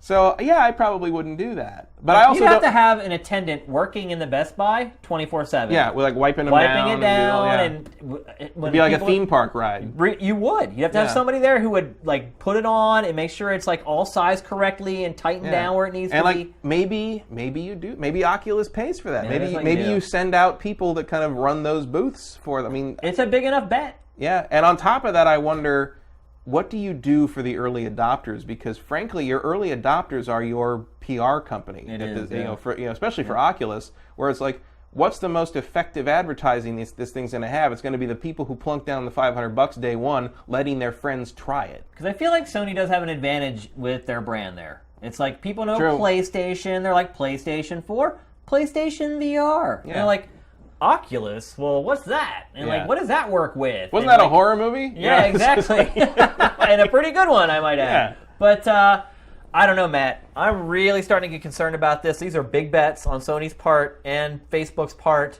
The one thing you can say is both these corporations have enough money to promote them and to make them a success if they really put enough into it. The other question becomes, splitting up PlayStation's development resources, and maybe they're getting rid of Vita so that they can concentrate on PlayStation VR. Maybe they're going to start taking all those resources and put them over into PlayStation VR. So, I don't know. Right now, I'm really nervous. Maybe they're just hoping to sell off all those unsold Move controllers. Yeah, that could be. But here's the thing. The longer I know about VR, the less confident I am that it's going to be a success. When I first heard about Morpheus and Oculus, I'm like, it is going to do gangbusters. It's going to be huge. It's going to be the next big thing. And as time has gone on... before you knew it was going to be $500,000. Yeah. And as time has gone on, I have become less confident in the success of both of those headsets. And you start throwing in, like, all the other ones. Like, There's like 6 headsets that are in development right now. And if you start confusing people with these kind of cut rate headsets and like... They all kind of look the same. They do all look the same. Like, the only one that looks really different is PlayStation VR. Yeah. And maybe that's just because it's white. But for whatever reason, it is kind of distinctive. But you look at all the other PC headsets, they all look like Oculus. And even the ones for mobile, it looks like Oculus. So, I don't know. I think at this point, I think it's too close to call, and I would frankly flip a coin. You know, I don't know. I just don't know. I'm sure someone out there in market research has a better idea than I do, but I don't know one way or the other how A, the general public feels about VR, and B, whether they $500 feel about it. Yeah. You know, I just don't know what to think about that. In the same way that, you know, the same way the Sega CD and the Turbo CD and all, you know, when CD games were becoming the new thing, it's like, yes, everybody played Myst, but then we waited for like 4 years until something else worthwhile came along, you know? And I'll tell you this much, the VR things need to come, they better come with some cool shit, and they better be coming with stuff that's better than the modern equivalent of Sewer Shark. Yeah. So, all right, we'll see. It's time to move on to the next topic of the Big Six. And this one I wanted to talk about, Matt, because both you and I have worked in the television industry for well over a decade, almost 2 decades, actually. We're old. Both of us worked at multiple TV networks and have a lot of experience with it. And I think this is a topic that's come up this week that I think a lot of people who just play games don't really have a good understanding of because they haven't worked in television or film. And so basically what's happened is a lot of the voice actors have threatened to go on strike. A lot of the people who work for SAG, and maybe, Matt, you can fill in our viewers on what SAG is and how it works. well, SAG is the Screen Actors Guild, and basically they're the actors union, and they set rules, minimum payments for, you know, various types of work. And when people talk about, you know, someone got paid scale, that means they got paid the SAG minimum for doing that kind of work. So like voice actors have, you know, if you do 8 hours of work as a voice actor, you have to get paid this amount or more.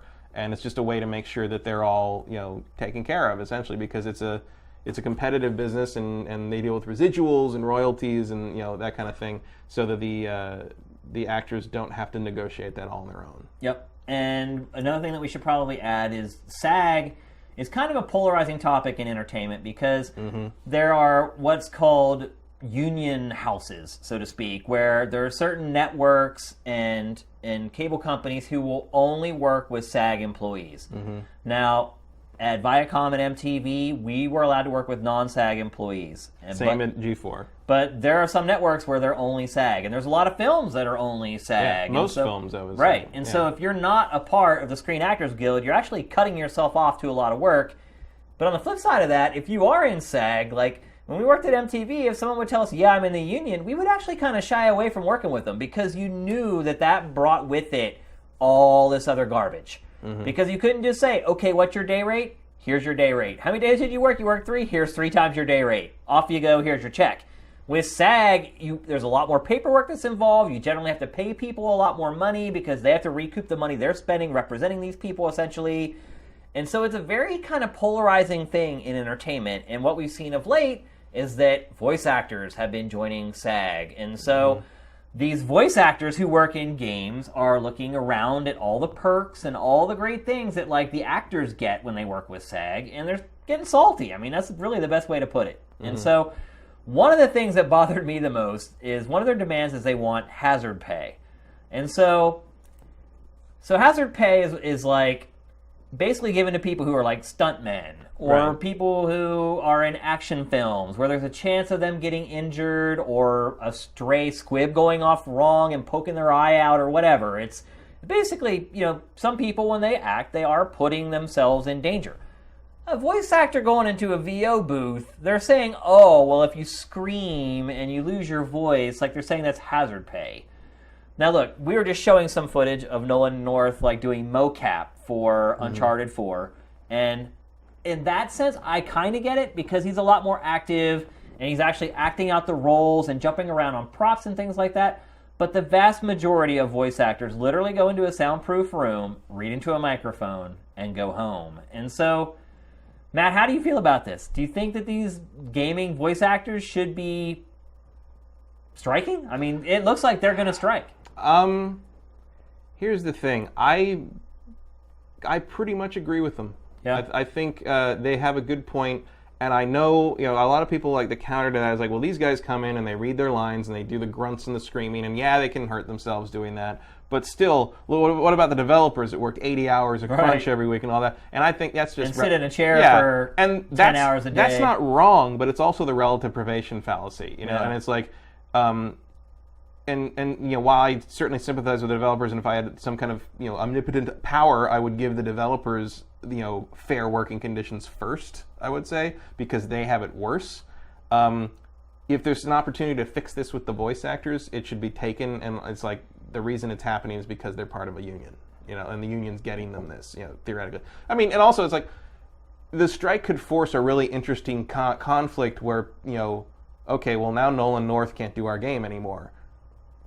Does anyone care? It's like, I'm a big voice actor fan. I love voice actors. And I feel like voice acting is really important. It's very, very important. Yeah. Will Sony feel that, Uncharted won't sell without Nolan North as a voice? Do you think it would? Do you think it would make any difference in its sales if Nolan North was not the voice of Drake? I don't think it would. I don't think it would either. I don't think it would affect sales one iota. Because I don't think people know. I don't think people know either. Well, people would play it. We know because we're crazy otaku. But like the average person who buys games, they have no clue. But in terms of the voice actors, I mean, the hazard is a bad word. I mean, I know that's what it's called, so they have to use the terminology. It's just the verbiage that they use. But it's like the idea, and they want residuals, and they want a share in like kind of the profits and stuff. And people, on the surface, you kind of look at that, and you're like, well, that's ridiculous. Like, why would a guy who does like 2 days of work want to deserve anything like that?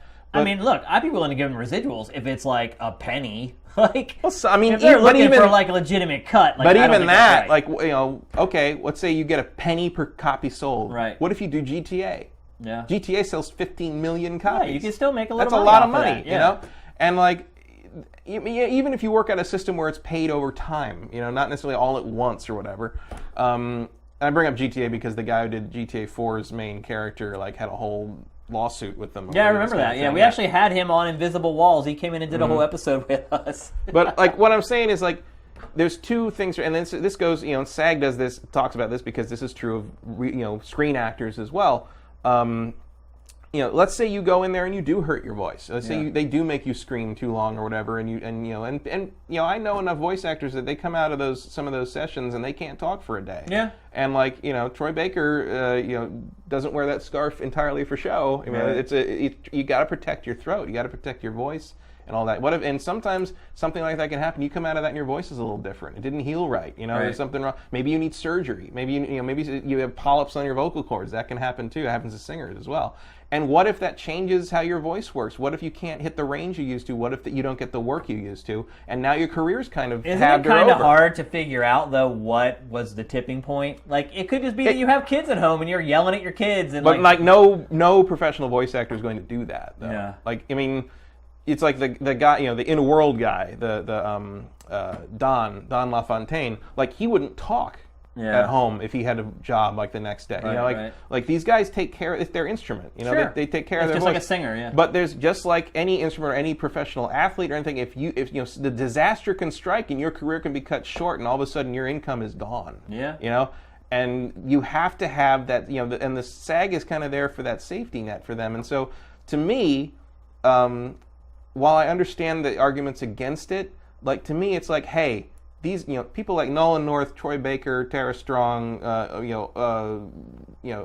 much everyone Jennifer does Hale, voice for games now. All these people. I mean, if you watch these docs that we're showing right now, everybody does voiceover for they video all do games it, now. But especially the professional voice acting, not just like the celebrities who do voices in games, but I mean like the Nolan Norths, the Jennifer Hales, the ones who are dedicated the people to who've been there since the beginning, the Cam Clarks, like.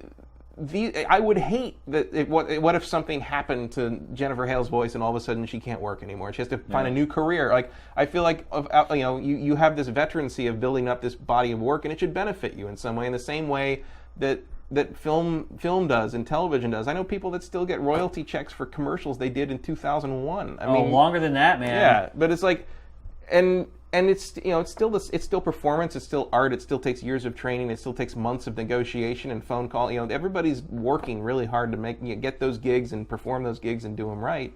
And I think as someone who grew up in the 80s with a lot of those cartoon shows that to this day stick in my head, like Transformers and G.I. Joe and Thundercats, like those were basically radio shows. Yeah, and they they were, really yeah. ran on, the animation was terrible. It was. And you go back and you watch these shows and I'm like, it looks so much better in my memory. And it's the reason is because Your imagination. Your imagination. Yeah. You were basically watching a radio show with pictures. Yeah. And these guys were, super professionals from back in the day. And they, the voice director that kind of changed things in the 80s was a man named Wally Burr, who directed G.I. Joe, Transformers, all those Sunbow cartoons. And he took these guys who normally would come in to do like a Hanna-Barbera cartoon for like 2 hours and be like, oh, I was going to do that, and I'm going to go do two more commercials later. Cartoons are just free 2 hours of money. Right. And he'd be like, no, we're going to be here all day. You're going to figure out your character. You're going to understand your motivation. We're going to reread it until you get it right. We're all going to do it together in like a play read and all this stuff. And he changed how voice acting was done, and his style of voice acting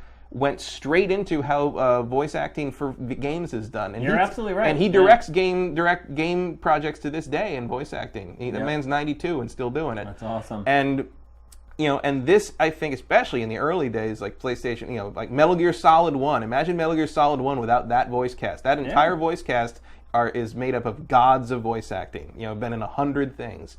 And I think while they work a very short period on a game, they are very instrumental in keeping those, bringing those games to life, sticking them in your head, and making them memorable. I think the tricky part is figuring out what that cut is. Yeah, that is tricky because I think it's very easy to look at like the game industry. It's like the game industry is bigger than movies. Right. Like, of course we should get tons of money. It's like, but there's that pie is cut up in so many different slivers that somewhere in there you're going to have to take away from something. Well, it's also completely different in how it's distributed, in its distribution model. Because it's like a game comes out, it sells, it's done. Maybe later on down the road it's on some downloadable service or whatever, but when you talk about TV and film, so you make the film and you get that initial rush of the ticket sales at theaters, then it gets sold to HBO, then it makes the rounds on Showtime, then it goes to a major network on NBC or CBS, then it goes to a small cable company, then it gets syndicated. And then you do the same thing with TV shows. You have your big debut, you rerun it a few times, eventually you sell off the whole lot of the shows for syndication, and it's airing on all these little dinky TV networks all around America. Like, one, you need someone like SAG to keep track of that. Yes. But the model for games is so different that it's really hard to compare. It's like comparing apples to oranges when you're talking about games versus films and television. And so I don't know what the equation is. I will say one thing. You have persuaded my opinion. I was kind of on the fence on this, and I will say that the things that you just said completely persuaded me over to it's a good thing that they're in a union. I just think that there's a lot of gray area in there. Yeah, I think there's a lot of work to be done in terms of figuring out how to fairly do it and how to fairly balance it and how to make sure that you're not like damaging the game production process. You're not doing anything like that. But like, it's there. You've got the initial rush of sales when the game is released. You have the and look, EA just came out last week and was like, "Hey, we're thinking about doing like a Netflix for games that will be games from every publisher, not just us." So, and think about and now you've got the the second rush when the price drops the first time. You've got the holiday rush when the first holiday season comes around. You've got the rush from sales from Steam sales when the game's about a year old, and then I guess from now on when they remaster the game next gen, they're probably going to keep the voice acting. The times they are changing. Yeah. So I think it's like is Nolan North getting paid again for the Uncharted collection?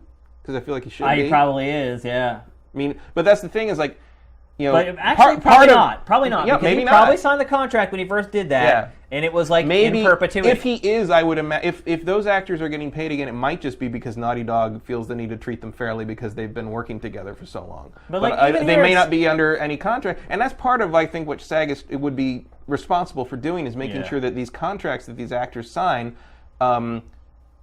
Stipulate stuff because that's what happened with Silent Hill 2. Was the guy who did the voice of James in Silent Hill 2. That's why he had to be re-recorded in the Silent Hill HD collection, which was a mess in all the other way. But they had to re-record him because the contract that guy signed basically said like, I'm doing this for this game and that's it. And like and they had no rights to use that for any further releases. So most contracts, though, and look, even if you come and do something for SIFTD, even our performer releases say, like, whatever you do, we are allowed to do whatever we want with after that. Like, But of course, we we're can non-union. Right. Right. But we used to have to sign a contract because people could come back and sue you and say, oh, I didn't say you could do that. And so you have to get their name on a dotted line with a contract. And that's exactly what happened with Silent Hill 2. Right. And but it was kind of that thing I don't know. What I was getting at is that, we have the rights to do whatever we want with that. We can take the voiceover that we just recorded with you, and I can make a rap song out of it or whatever. You can just good luck. Yeah, exactly. But I'm just using that as an example. Yeah. You essentially sign away that recording for the publication or the outlet of the network or the film studio throughout the universe. Right, and that's exactly what it says. Yeah. Until the end of time or whatever. Yeah. So it's not an easy answer, and games and films and television are completely different. I think we actually kind of missed touching on that when we were talking about 846. Is the big difference between experiencing something and versus being a passive participant to it. But even more than that, the industries themselves and the distribution and all that's so different. So you've convinced me, Matt. I feel like SAG coming into games is a good thing now. And I think I don't know how that works. I don't know where the crossover could be, but the more that kind of deals like that and awareness of that kind of practice comes into games, maybe we can move towards getting the developers themselves a fairer deal. Sure. Maybe the voice actors, if they win this battle, can try to help. Maybe all the developers make their own union. Yeah, that's true. Which they probably should have done a long time ago. Well, there's always been the fear of if you unionize, well, what's stopping them from just hiring a bunch of 18-year-old kids that can code and desperately want to work on video games? Because they can't make the games. They're not good enough. At this point, I think the productions, the AAA productions are probably big enough that it would be trying to bring in a high school film class to direct a Michael Bay movie. Yeah. It's I don't think you can really make that jump without some kind of training. Yeah, you can't. And so they got them by the cojones. So maybe this is the time. The thing that sucks about unions, and I worked in a factory for about 6 months one time that was union, and there's all kinds of other issues that get involved when you start working with a union. People come up to me and be like, you're working too hard, you're working too fast. The people who were in the union, I wasn't, I was a temp. So they come up and be like, you're working too fast, slow it down, you're making all the union people here look bad. That's the part of unions that things start to get a little funky. Mm-hmm. But SAG really isn't like that. It's not like you're working in a sweaty mill whenever you work for SAG. So. A lot of the, SAG, SAG does a lot of other things, but some of that comes from, the old days when, you'd have these stars in the old movies and then 20 years later you'd hear oh, that person who was a big star, they're broke and they live in a home for retired actors and they have no family, no friend. It's they drank their money away. It's kind of there as a safety net for these people who make a living off of their face. Yeah. Make a living. It's a weird business, and it doesn't have a great 401k. No. It doesn't have a 401k. Right. So but that's why if people are responsible, they get financial advisors who set up an IRA for them and blah blah blah. So and an entertainment unit can help with that. The Writers Guild is like the Producers Guild, Directors Guild. It's all that and especially because it's such specialized Editors Guild. It's such specialized talents. It's hard to kind of monetize. It's hard to tell someone what the value is. This nebulous creative thing I can do is worth this much a day, and if you have this group that gets together and kind of says it's worth this much and that's what you will pay people and that's it. Yeah. It makes it. I think it eliminates a lot of conflict. It helps plan budgets. That's for sure. For sure, exactly. If you're going to make a movie, you know that this is going to cost this. Yeah, which is why a lot of films are SAG. Yeah. And unionized. So I support it. I don't think it's the only injustice to be ironed out in this industry, but I think at least it's a starting point for someone. All right. So let's move on to the last topic of the Big Six, and it is Halo 5. This week, tons of Halo 5 previews coming out. They had an event where people were able to play 2 missions of the campaign and play some multiplayer. We're going to start by talking about the campaign. Okay. So were you able to watch some of the footage from the campaign? Yeah, I watched the opening cinematic, and I watched some of IGN played the first 2 levels and put it up, and I watched game trailers did kind of a recap of everything. Yep. I didn't play it myself, obviously, but it's an interesting change up from the previous games. They are doing the 2 perspective thing, so I think one level was Master Chief and the other level was Locke and his team, which includes Nathan Fillion reprising his role as Buck from ODST, which is interesting to see kind of It's interesting to see crossover from a little ODST. crossover, but it's also like interesting to see Mass Effect, Master Chief, kind of reintegrating into the real world again after being missing in Halo 4. See, I don't like that. That's the thing I do not like about the campaign. I do not like that the campaign's co-op. I don't like the idea of like Master Chief like busting off one-liners to the people playing with him and like hamming it up. Like, did you think he was doing that? A little bit, yeah. And maybe not so much in the footage that we've seen so far. It's more the fear that it's a possibility for this to happen. Like, I enjoyed being... Master Chief don't need backup, is what I'm getting at. Like, he doesn't need help. Like, he is the one-man army. The guy who takes on insurmountable odds and comes out winning. You don't think that that's going to be like a theme? Because, like, I mean, at the very beginning of that, the opening cutscene, it's the other Spartans saying like he's working too hard. It's just mission, and I have no proof of this. I don't, but I'm like. But I feel like they're trying to create like this emotional depth where there is none. Like Master Chief is a killing machine. Like he's not this like sappy, like heartfelt I don't want him to be that. I want to be, when I play Halo, I want to be the killing machine. But he is a killing machine, but he's just a repressed killing machine. And he lost Cortana. Isn't that what this is about? Is like he lost the one person one friend he had, and now he's which just wasn't even a person, right? And now he's throwing himself into his work, and so this is and the question becomes like what obviously this is going to come to loggerheads with Locke in some way, and you got to wonder what happens here to make Locke his antagonist. And what was and how does it tie in with what was the live action trailer where he's dead. The news report about how he's died, dead, which initially look can be total bullcrap because we've been down this road before with Bungie even. Well, they kill him like every other game right, at this point. Yeah, he's dead. No, he's alive. No, he's dead. No, he warped through time and space. It's like, whatever. Yeah. It's Halo. I don't know, like, why are we fighting the Covenant again? Yeah, Is that because the Forerunners showed up again, so now they like renewed their vows, or like what's going on? I've honestly kind of lost track of the Halo plot at this point, because really all I care about is that there's tons of enemies and Master Chief needs to kill them all. Yeah, I mean, that's what I'm talking about. I feel like it's getting away from the core of what Halo is. Well, I think a lot of it's getting away from the. I mean, look at how it. Not to jump to the multiplayer. Nice segue. But it's in campaign as well. But I mean, unlimited sprint. You've got like. You can clamber up ledges. Look down sights. You can look down sights on all guns. Yep. Although it is interesting, you look down sights on all the guns, but if you get hit, it's supposed to be a connection between the Spartan helmet and the gun. Right. So, but if you get hit while you're you get knocked out of the look down sight. It's like flinching in other shooters. So, so basically cover fire means something in Halo now. Yeah. And you can do the running punch or the running like ram thing. You have like the jet backpack, and it's not, and you have any of the ground slam. I mean, you have a lot of the abilities that used to be like Spartan abilities, but everybody has them now. You don't have to equip them. And watching like the arena footage, like let's talk about Warzone first. Warzone, okay. Yeah. But watching the footage because in you're this talking game, about like what's changing, and Warzone, the multiplayer Warzone is the biggest change. Yeah, but just in general, the gameplay is so fast. Oh yeah, for sure. So Warzone is 12 teams of 12, 2 teams of 12, and it basically borrows like something from every shooter ever. So basically how it works is it's like a capture and hold, where you have to go and you capture a point, and then you hold it, you get points for holding it, blah, blah, blah. Team with the most points at the end wins the round or whatever.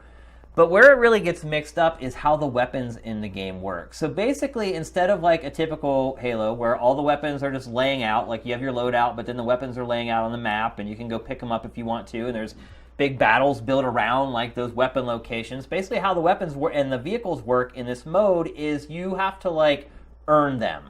And you can earn them with your play during the match. You have these cards that you collect that will give you, and they're like one-use items. So you have this kick-ass, they're not all are one-use, like armor colors and stuff like that last forever, and like I think the battle rifle and the assault rifle last forever. But like all the specialist weapons and the vehicles and everything, they're like one-offs. So you use it, you die, say you spawn, and you're like, okay, I'm going to choose to use my sniper rifle, this awesome sniper card that I have right now. You use it, if you walk out and get killed, it's gone. You can't use it again for that match. So they're also tying in like real-world payments into these cards. You can buy the cards, and to me that just immediately is like a pay-to-win scenario because you can pay money to get better weapons than the people who are not spending money. So this is their big mode. Look, the big team battle, that is not going to be there at launch. There is no traditional Halo multiplayer options in Halo 5 at launch. None. You cannot just start playing Team Slayer the way you've always played Team Slayer in Halo 5. You can't do it. They're saying it's coming later. They won't say when. This is a default mode. Warzone is a default mode. We'll get to Arena in a second, but they're pushing Warzone as their main. It is the main mode because we'll get to Arena in a second, but Arena's 4-on-4. So if you want to play like a legitimate Halo game, like this is it. Warzone is the mode until they finally release the big team battle DLC. How do you feel about that, Matt? Like not being able to just pick up Halo 5 and play what you have learned to be Halo for the last 15 years or so. I think it's weird. It's really weird. I'm more interested in Warzone because I feel like I'm kind of over the Halo thing. And see, right now you're seeing like it's called the Rec system, and here you're seeing like this looks just like Forza 6. It does. Well, surprise, surprise. Yeah. But so yeah, you can't just play the game the way you want to. It's all governed by this Rec system where you earn or buy or whatever all your armaments and all your vehicles. I mean, imagine if you spawn a vehicle and you pull out and there's someone sitting there with a rocket and it just blows it up right away. Like, imagine if you paid real money for that. Right, exactly. Well, I think every match they reset is just like one per match. Like, I don't think you pay like real money for that card and then you use it once and it's like gone forever. Like, I think you can just use it once per match. So it's not like burn cards in Titanfall. Right, yeah. At least I don't think so. Don't quote me on that. Maybe I'm wrong on that. But that would be insane if that were the case. I mean, I'm sure there's probably abilities that you can only use once, or maybe there's like it's like Titanfall had things where it's like, oh, you can burn this card and like have a really good enhanced version of the pistol for one match. Right, and look, if it's not a big sacrifice to get the card, it's not a big deal. But if I'm spending real money on something, that sucker better be reusable. Yeah. That's all I gotta say. Not that I'd ever spend real money on anything in this game, but man, I don't know. Like, this is a huge risk by them to do this. Huge. Yeah, I mean, if you're really going to, and I wonder how known this is. Like, are people going to load this thing up and be like, where's the multiplayer? Where's Team Slayer? Where's Team Slayer? Where's Blood Gulch? Yeah. Where's Hang 'em High? Where's all these maps? Where's all these, the big vehicle-based combat? Because Arena doesn't have vehicles. Yep. Like, there's no way to just play that, and I'm probably not going to miss it too much because I played Halo so much that I'm more interested in these new things. But in terms of people who just want to buy Halo and play Halo, like that seems like a really weird omission. But Matt, think about like how angry people get over stupid crap like the pistol. Like most people who play Halo, they do care about that stuff. Like, well, I think there's a lot of question about again, like the gameplay in this game looks a lot more like Call of Duty than Halo in a lot of places. Especially with the dodge thing that like is basically straight out of Advanced Warfare. Yep, and it's just the aim down sights. Yeah, alone makes it change. Well, because that was always like one of the main differences with Halo was like you can't aim down sights except with certain the scoped weapons, and now look, people have been pissed off about that too. Like, and so we're talking about those little things. You start talking about the big things, like not being able to play the mode you've been playing for forever on the maps that you've been playing on forever that you're really good at and you want to flex your muscles on. Like, are they trying to esports this thing? That's what we'll get to that. That's what arena mode is. And actually, that segues nicely. I think we're ready to move on to the arena mode. And so, arena mode is 4-on-4. You die, you're done. So you got one life per round. That's one of the modes. That is Breakout. I thought the whole mode was set up that way. No, Arena's got 4 modes. It's like normal, Team Slayer, Capture the Flag, Breakout, and like a I think like a King of the Hill kind of thing. Oh, I thought it was all. No, it's 4 different modes in Arena, or at least this is what they said in the game trailer's rundown. Was there's regular team deathmatch, there's Capture the Flag. There's like a conquest kind of thing, except you only get points if your team is controlling 2 or more locations. And then there's Breakout, which is like SWAT. It's like a new version of SWAT where like nobody has shields and it's a tiny, tiny map and you have to, and like the death is permanent. Like I don't think the death though is easy as SWAT? Because SWAT, literally, you got shot once you died. Yeah, you can take like 3 shots in this one. I thought I remember reading it. But yeah, Arena, you can do like a standard Slayer, but it's still only 4 players, and they're tiny, tiny maps, and there's no... Yeah, they're special maps, too. They're not like maps that are used in the rest of the multiplayer. No, and a lot of the impressions, I mean, obviously I haven't played them, but all the impressions I saw from the various outlets were that the maps are all very similar. Yeah. See, I'm okay with that. Like, I'm okay with arena mode as this little kind of thing on its side that's made for esports, and like if I want to go over there and dabble in it, I can, as long as I know the other stuff, the foundation is there. But I feel like that Halo experience of like loading up in a Warthog and driving across those open areas and like looking for the snipers and what you're going to run into and what's, you know, that whole think kind of about like it. If somebody traversal spawns idea. a vehicle, you're not driving that vehicle. They're and they're driving it. Or if you're not going to be on the gun. Like if they want to be on the gun, they're on the gun. Like it just, I don't know, brother. I really think it could be a huge mistake. I mean, look, they already lost a good bit of the fan base with Halo 4. Like that was the weakest online Halo ever. They got to win it back on this one. It had a big first week, and then it just nosedived. Well, and then even consider, I mean, does Master Chief Collection work yet? It does, yeah. I mean, they basically got it. And look, you're right, though. It's dicey. But it took months. Yeah, like a year. You're right, it's dicey. And so if people were like, well, I bought Halo 4. Campaign wasn't that great. Multiplayer I played for a week. Like, it's going to be interesting. I feel like this game's been flying under the radar. I know we put stuff up on SIFTD for it. It doesn't do very well. Like, you know, I mean, first of all, SIFTD is almost all PlayStation owners. That's one thing I've discovered. And I guess that just reflects the industry in general. I mean, obviously PlayStation's dominating. But stuff we put up for like Xbox One exclusives rarely does well. Tomb Raider stuff does okay, but like Halo just isn't tracking at all on SIFTD. And so, I don't know, man. Like, you know, right now the title we have running is Master Thief. And I feel like 343 has stolen like a lot of the stuff away that makes Halo what it is. Like, yeah. I don't need another Call of Duty, man. Exactly. I don't need Call of Duty. It feels like I don't know, a compromise or a bowing to pressure to be like all these more fast-paced military shooters. And I feel like it could be losing what Halo... Sight of what has made Halo popular. Yeah. And look, there's a big nostalgia factor. Halo's, for a lot of people, is the first-person shooter they ever played. Because not everyone had a PC and was playing stuff like Star Siege Tribes and Quake and all these other games that people who had PCs were playing. Like, a lot of people, their first FPS was Halo. And so, that nostalgia factor, the fact that people have been playing this game for a long time and there are certain expectations about what you get in a Halo package, like, I don't know, man. I think it's a very risky move, what they've done with the multiplayer. Yeah. I don't know. I mean, it's going to be interesting to see how the thing sells because I don't know, like you say. And the opinions of journalists coming out of this event are all over the map, too. Yeah, very mixed. A lot of them are like, I like this, but I didn't like this. I kind of like that. I really didn't like this. Like, it's... No one's come out and said, I loved everything. This is exactly what they should have done with this series. And look, they're pulling punches on previews, too. Don't forget that. You can see them kind of like, there's people who are kind of saying like, oh, this might not be a good decision, but you can tell that like they want to say it's a betrayal. Well, look, if they... Betrayal. One thing I can tell you about video game previews is if somebody points something out and says they have concerns about it, they hate it. Yeah.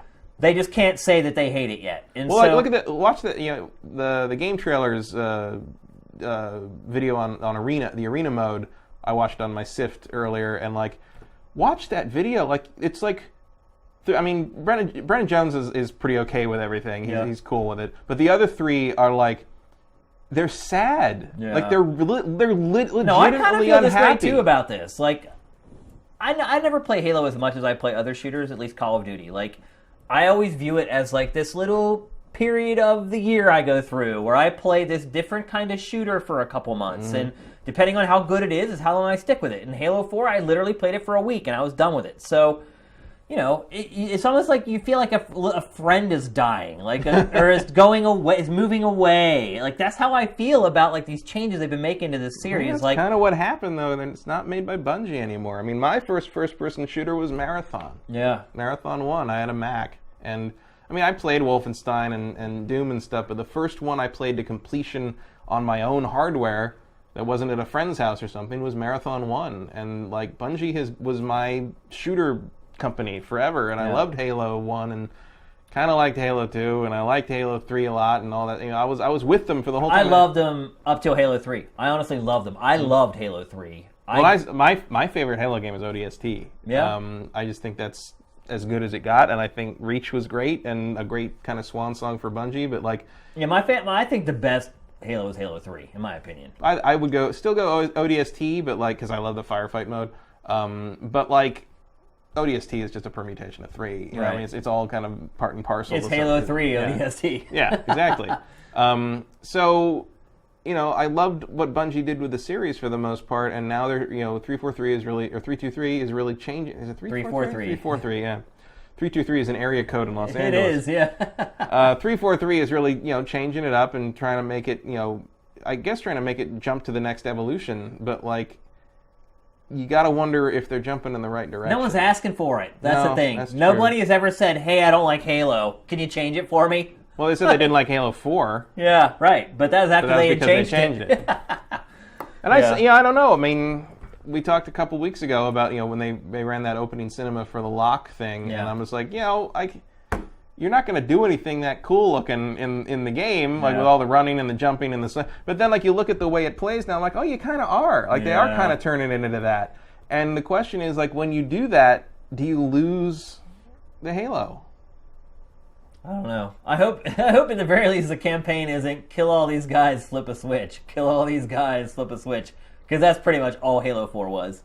Yeah, that's true. You need to have... I mean, they show I can't remember the name of it, but Locke's level, they have that giant thing. The Kraken. The Kraken that attacks him. That scene is incredible. I mean, that's Halo. That's a Halo scene. It totally is. Sure. And that scene is amazing. The polygons that are being pushed in that, it just... That raised the hair on my neck. Mm-hmm. That one shot where you come out and you just see that Kraken and these huge ships coming in, I was like, that's Halo. You got it. But I felt that way when I was looking at Halo 4 before it came out too. And so, I'm still reserving judgment, obviously. And, when I finally play this game, I'll be completely subjective whenever I check it out. But I don't know, man.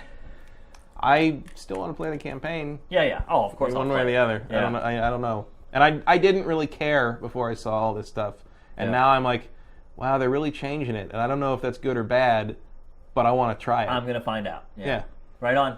All right, so that's going to do it for the Big Six. It's time to go on to our trailer of the week. This is another game, actually, that I've been kind of lukewarm on. But, Matt, I will say that this trailer did turn the tide for me a little bit. And actually, the tide's been turning for this game for a while now. The last month or so, the new media they've been putting out, the information they've been releasing. They've been playing it pretty smart.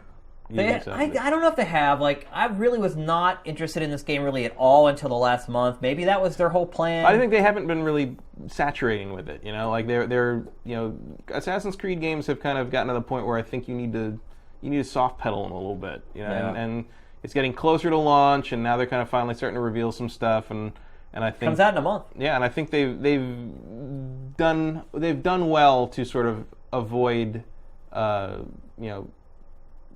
talking about it so much that I'm already tired of it. I'm not. I'm like, every once in a while something pops up, and I'm like, oh, that's interesting. Okay. Yep. And I'm probably in one way or the other because Victorian London is a great setting. Oh, I'm going to play it, no doubt about it. So this is the story trailer for Assassin's Creed Syndicate.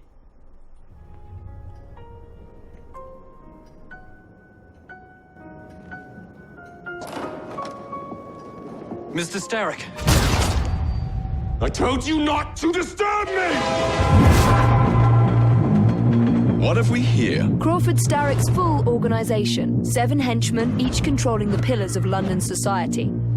Rupert Ferris regulates the industries with a steel rod and an iron fist. Shut his trap and get the machine fixed!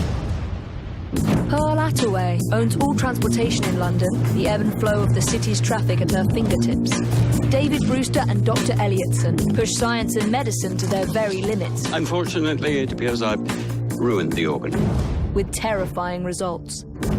Philip Tupany and James Brudenell cripple the masses to grow their fortunes. And finally, Maxwell Rock, London's criminal mastermind. So what's the plan? To free future generations from a city ruled by Templars. Then shall we? Yes. Look at what Starrick has done to the city. We will free London from Starrick. We take over Starrick's gangs, We cripple his control. We welcome all who would stand up to Starrick and his cutthroats. As of this moment, you all work for us. I'm here to see Mr. Roth. Weapons? No, thank you. I've got my own.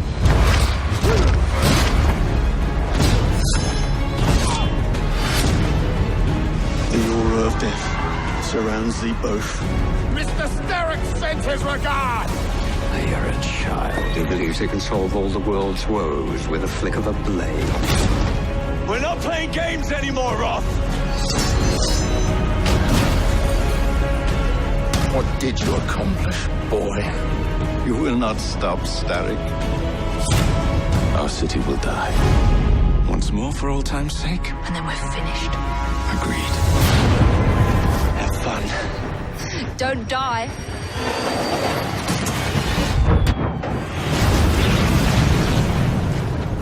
Well, we seem to have made an unscheduled stop. Assassin's Creed Syndicate. So Matt, what I really like about that is how it plays up the whole brother, sister, sibling thing. Like I knew that they were twins and they were related to each other, but it felt like all the other media, it was always like her or him. This is the first one where it kind of showed them together acting like siblings, being like, yeah, let's get them, like teaming up, and like that inspired a little excitement from me for the game. Yeah, I think it's going to be interesting to see how they really make that dynamic work for the story and for the gameplay, because they have very different combat styles. Yeah. And he's kind of more of a brute force guy, and she seems to be more of a knife dancer in a way. And I think a lot of people sort of cynically said like, oh, well, he has a twin sister because Ubisoft got nailed for not having female playable characters in Unity, so now they just stuck a girl in here. But it looks like this was probably the plan from the beginning. Oh yeah, definitely. It's very much a part of the base concept. Yeah, the fabric of the game, so to speak. It's not just like a tack on. And it looks like they're you're going to be assassinating people in this as part of an organization, working your way up to the top kind of thing. Yeah. Which this is the first time they really kind of show off like the antagonists in the game too. It's almost like a rogues gallery, that trailer. Yeah, I mean, I'm still waiting for the day when somebody steals the Nemesis system from Shadow of Mordor and makes an Assassin's Creed game with that. Yeah. Because that would keep me playing for a very long time. But bringing back the idea of you are a secret society that murders people in an effort to disrupt the power structure so you can do good in the world, bringing that back is cool after a couple of games of just like random piracy. Like for me. And and Unity is basically just like a romance tragedy that happens to take place in the background of a political upheaval. It's not. Wasn't really an assassin kind of thing so much. Yep. So it's good. It feels like they're kind of bringing it back. Yeah. So I'm in. I'll try it. I'll definitely play it. No doubt about it. So it's time for the deep dive. We're going to do something a little different for the deep dive this time. And so what's happened is on the site, we've been putting out a ton of game evals. We finally got them all ramped up, and we're putting them out pretty frequently. And so a lot of people are discovering our take on game reviews, game evals, for the first time. Or there's a lot of comparison going on because we're actually putting up multiple game evals at the same time. And so what I've realized is that a lot of people who have joined SIFTD probably weren't around for like the live stream that we did when I showed off the site, and I talked about our game evals then. I also went on a live stream with game trailers and talked about our game evals there. And I think I just kind of assumed that people knew how they worked. And so the site does not have a place right now where you can click and it'll take you that explains our game eval system. And so it's actually a really big oversight that I really feel bad about, is that people who are reading our game evals don't really know how they work or what the theory was behind them. So I just wanted to spend a little bit of time at the end of the show talking about our game evals. There's been a lot of comments on our recent game evals. The one that really brought this on is our game eval for Super Mario Maker. So basically what happened with our Super Mario Maker game eval is that there are some people complaining, oh, you're giving parts of games a 0 that they shouldn't even be considered as a part of a review or an evaluation for this game. And so what a lot of people are pointing to is the story. We gave a 0 for story in Super Mario Maker, and you shouldn't expect a story in Super Mario Maker. And so Rescuing the Princess doesn't even get you a 1 these days. It did get a 1, actually. It didn't get a 0, it got a 1, because there was at least a framework of a story there. At least there's a setup. Some games don't have that at all. I've seen a 0. I've seen a 0 in connectivity a couple of times. I think we had... No, there was a 0 for story for Rocket League. Oh, yeah. Because they don't even give you any There is framework there's at no- all. They don't even say like these are remote control cars or anything. They're just like, here's the game. So anyway, I just wanted to talk a little bit about the idea behind our game eval. So first of all, one of the big things is we wanted to use the whole review scale. And so, as you guys know, I worked at Game Trailers for 7-8 years. I worked with Matt at XPlay for 5 or 6 years. Before that, I worked at GameSpot. And so I have done the 7 to 10 review scale for a long time. And look, I'm not begrudging any website that is currently kind of stuck in that 7 to 10 scale, because the thing is once you get to a certain place with your website, you can't go back. So say GT today decides, you know what, starting today, we're going to get out of this cycle of the 7 to 10 scores, and we're going to start using the 5 as average, which is what we're doing on SIFTD right now. What you have to do to retrofit your site is insane. You have to go back, you have to rescore all these games by people who reviewed them that don't work there anymore, like me. I reviewed hundreds of games at GT. You have to go back, you have to try to assume what that person thought and how they would re-rate it in the new scoring system. You have to change all the scores, all the graphics.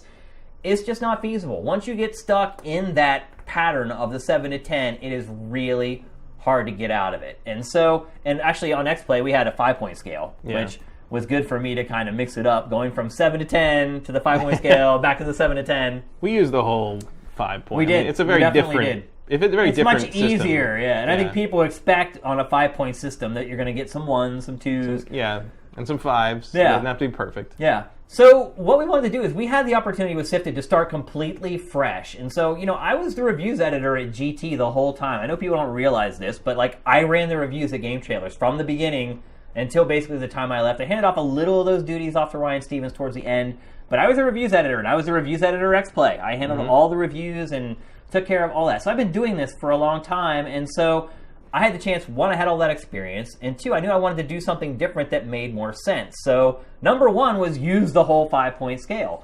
And number 2 was get rid of this imaginary curve that people use in reviews to create scores. And so what I'm talking about when I talk about that imaginary curve is what some of those people were asking for in our game eval for Super Mario Maker. They're saying this is Mario, and I don't expect there to be a story in Mario, so you shouldn't expect there to be a story in Mario, and you shouldn't ding Mario because there's no story in it. And to me, that is insane.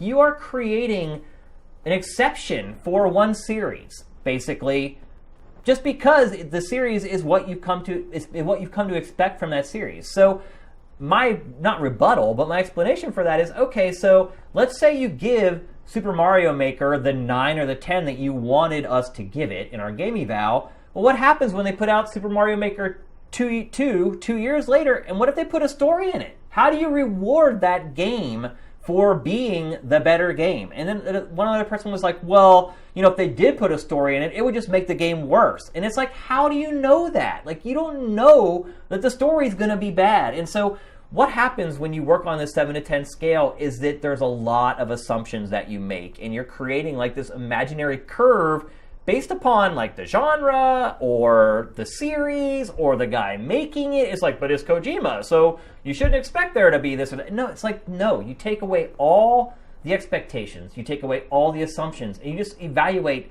every game for exactly what's there on the same scale as every other game. And people will always pull out, oh, what about Tetris? That means you give Tetris a 1.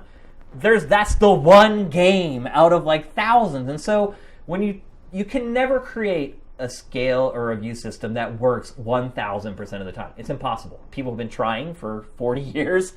No one's found it. So you have to try to do the best you can for the biggest amount of games. And so that's the system that we created for SIFTD with our game evals. Matt, you did a game eval for us. You did Witcher 3.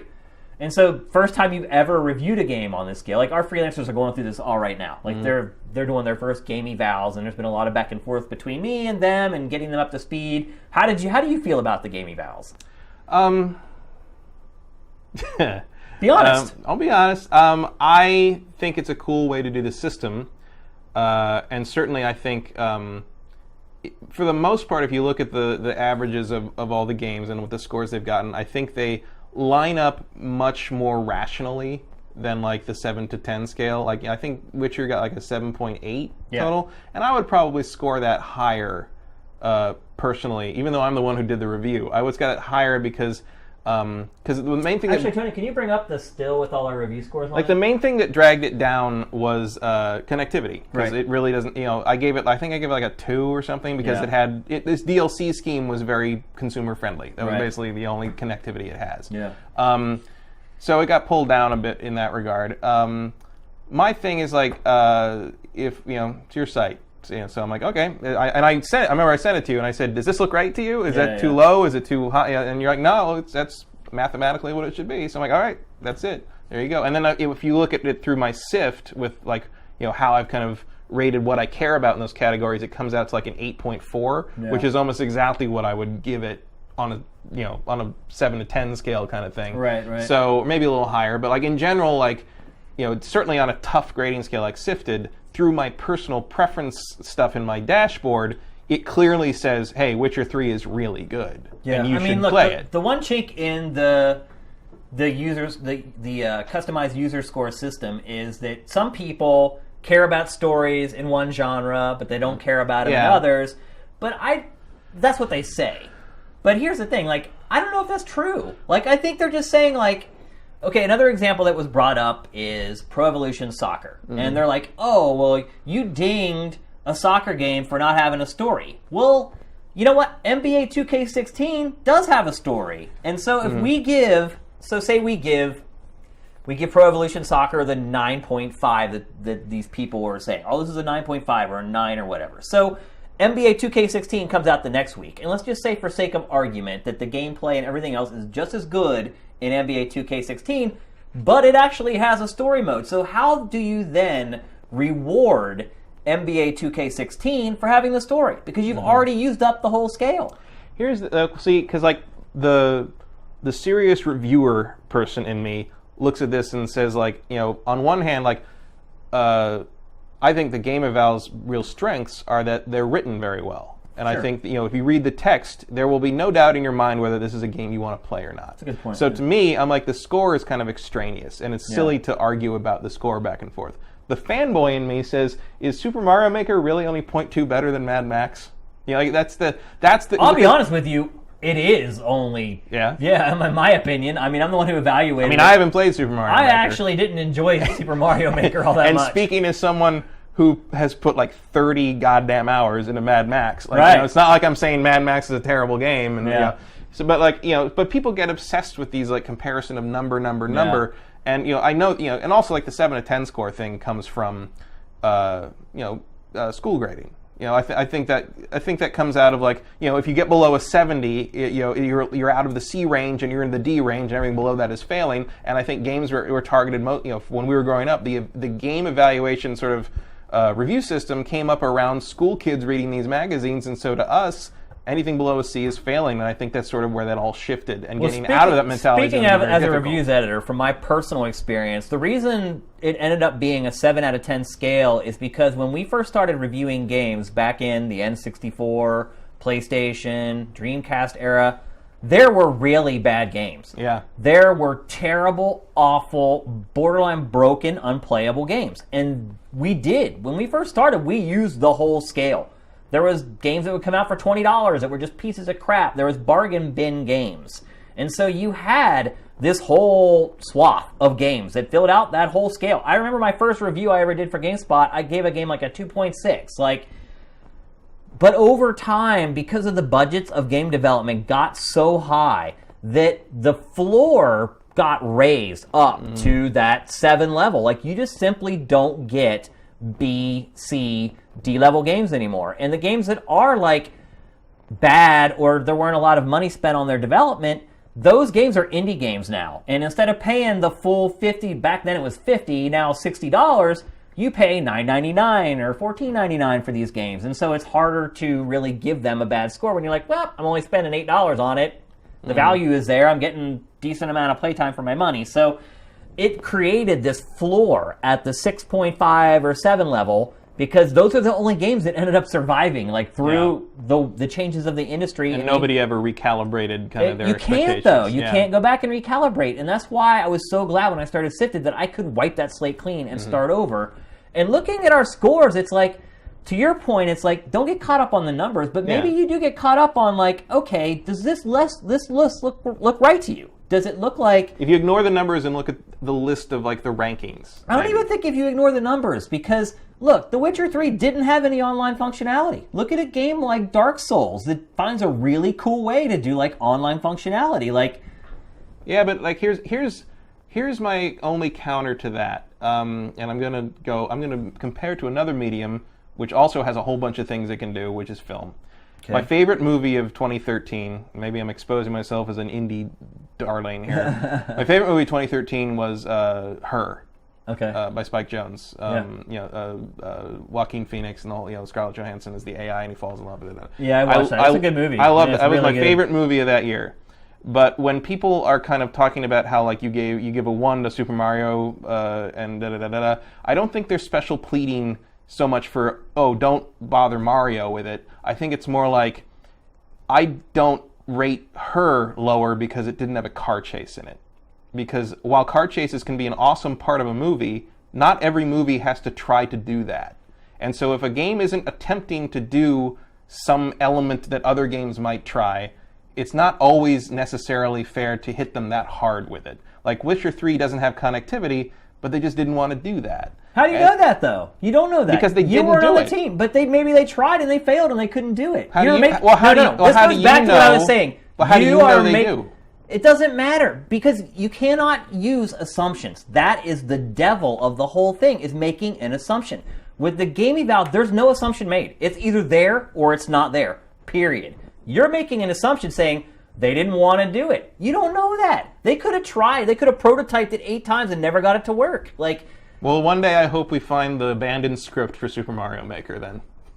But that's what I'm saying. Is like it doesn't matter if they tried or not. You're missing it again. You're still missing the point. It doesn't matter whether they tried to do it and failed or tried to do it and just didn't want to put it in. The fact of the matter is it isn't there, and that's black and white. And when you're evaluating something and you're trying to create something like this where you're trying to tell someone whether they should buy one game or another, you can't have assumptions or nebulous things. Like, the more cut and dried you can make it, the more standardized you can make it, and the easier it is for you to create an even playing field to evaluate 2 products against each other. Because let's be honest, that's what people do when they read or watch game reviews. They're trying to figure out, should I buy this game or should I buy this game? I have X amount of money. I can't buy them all. I wish I could, but I can't. So I need to pick, which am I going to buy? And so when you're trying to help somebody create this comparison in their mind, things have to be black and white. You can't assume. You can't assume that Nintendo didn't try to make a story for Super Mario. Maybe they did. It doesn't matter. The fact of the matter is, it isn't there. And there are other 2D platformers that do have stories, and great stories. So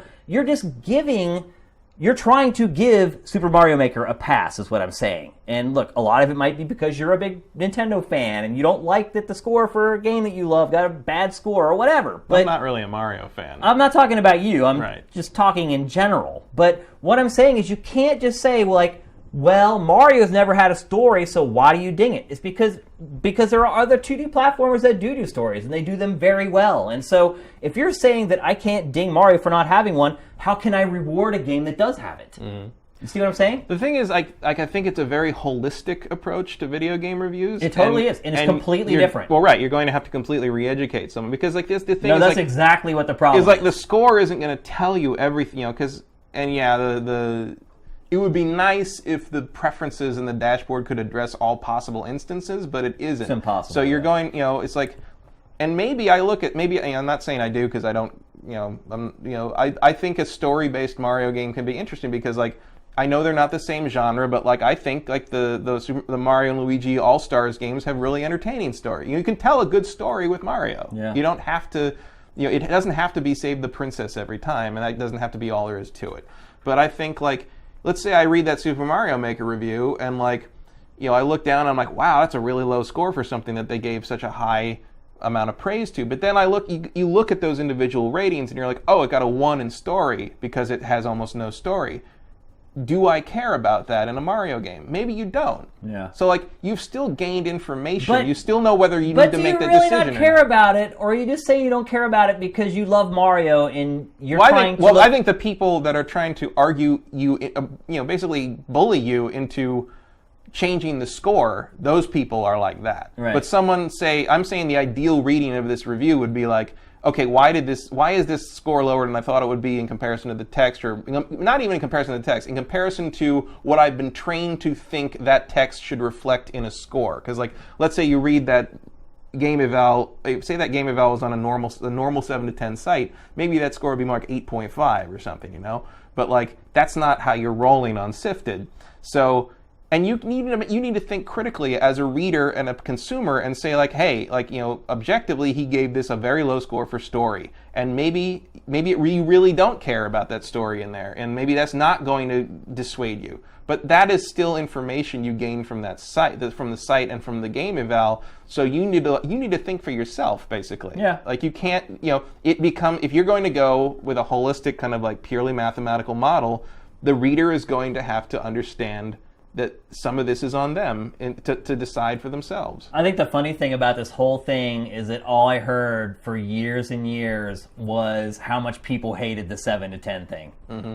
And it has been shocking. But it's hard to get out of that warm bath, isn't it? Oh my gosh. Some people are literally like brainwashed into it. And I'll say it over and over. Forget about everyone else's scores. Like, ours are different. They're always going to be different. Like, we will never submit our scores to Metacritic because it's just not fair. It's not fair to the developers.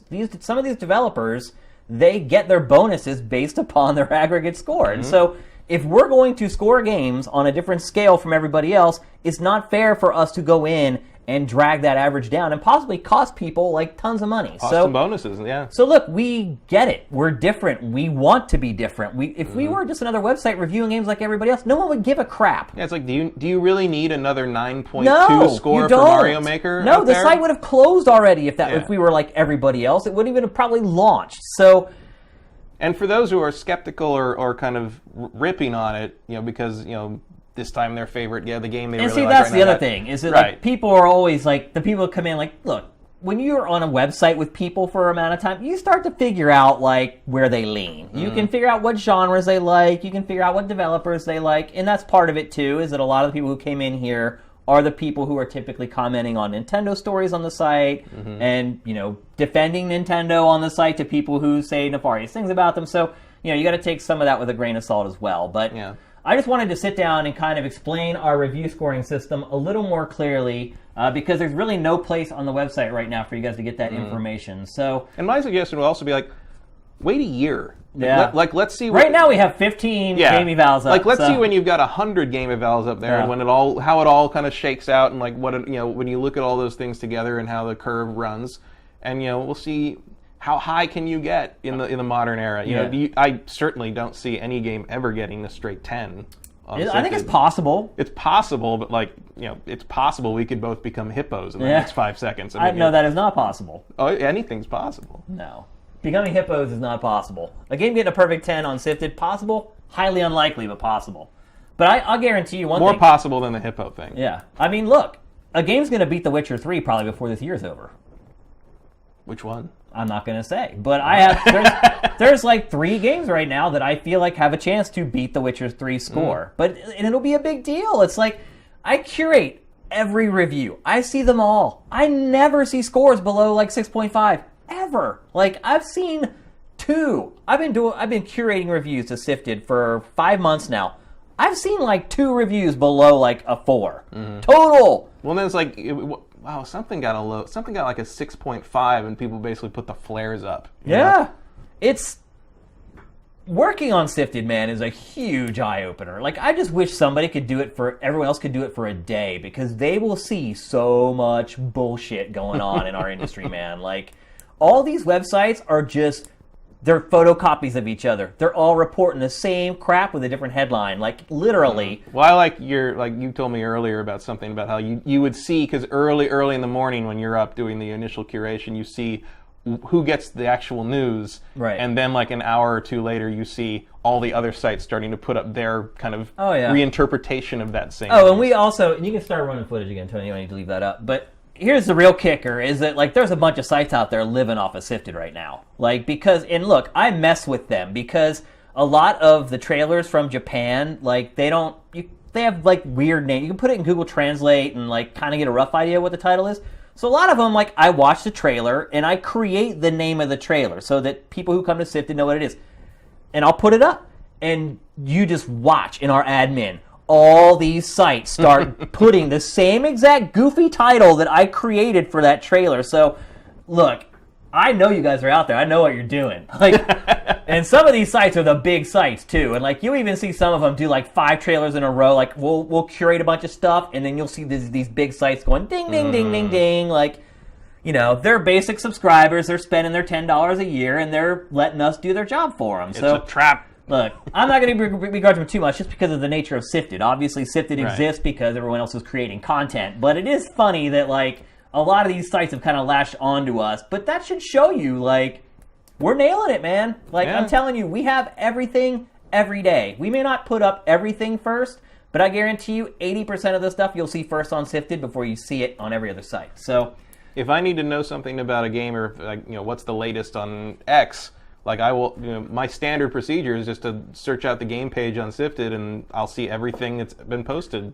I've actually thought about just like live streaming 24 hours a day from like here at SIFTD HQ, and just having a camera and a mic on all day and just showing people what we do, because I think if day in the life kind of thing. And I think if people saw what we do and saw how far ahead of everybody else we are with almost everything, I think people would have a much bigger appreciation. Like, I was going back through, we have an old Q&A thread like up, and like every once in a while I go back and check it just to see if new people like come in and like make comments who just joined. You know, I want to make sure that people who just joined, a lot of times it's easy to assume they know what's going on with the site. So I go and check in there, and like I saw some comments, some guys like, this is just an RSS reader. And that was like the most offensive thing. Like, it made me so mad. I'm like, if you knew how much work went into what you're seeing every day, it's like, go use your RSS reader, because our admin is kind of like an RSS reader, and it's a disaster. And we create the order out of all that chaos. So it's interesting. It's like starting on this site doing something completely different from what's been done before. It has been an eye-opener on so many levels that I never anticipated, like when I came up with the idea and started like building it and trying to see if it would work. So it is kind of a weird little peek behind the curtain on you only see on this macro scale. It's not pretty. No. I'll tell you that much. Like, all these sites are literally 95% of all their content is the same on every single one of them. And it's a matter of like who gets the one story up first. And that's the thing. Like, the thing with SIFTD is everybody else gets that one story up first, but we get it up second. So we get up every story second, but site A gets up 3 things a day first. Site B gets up 2 things a day first.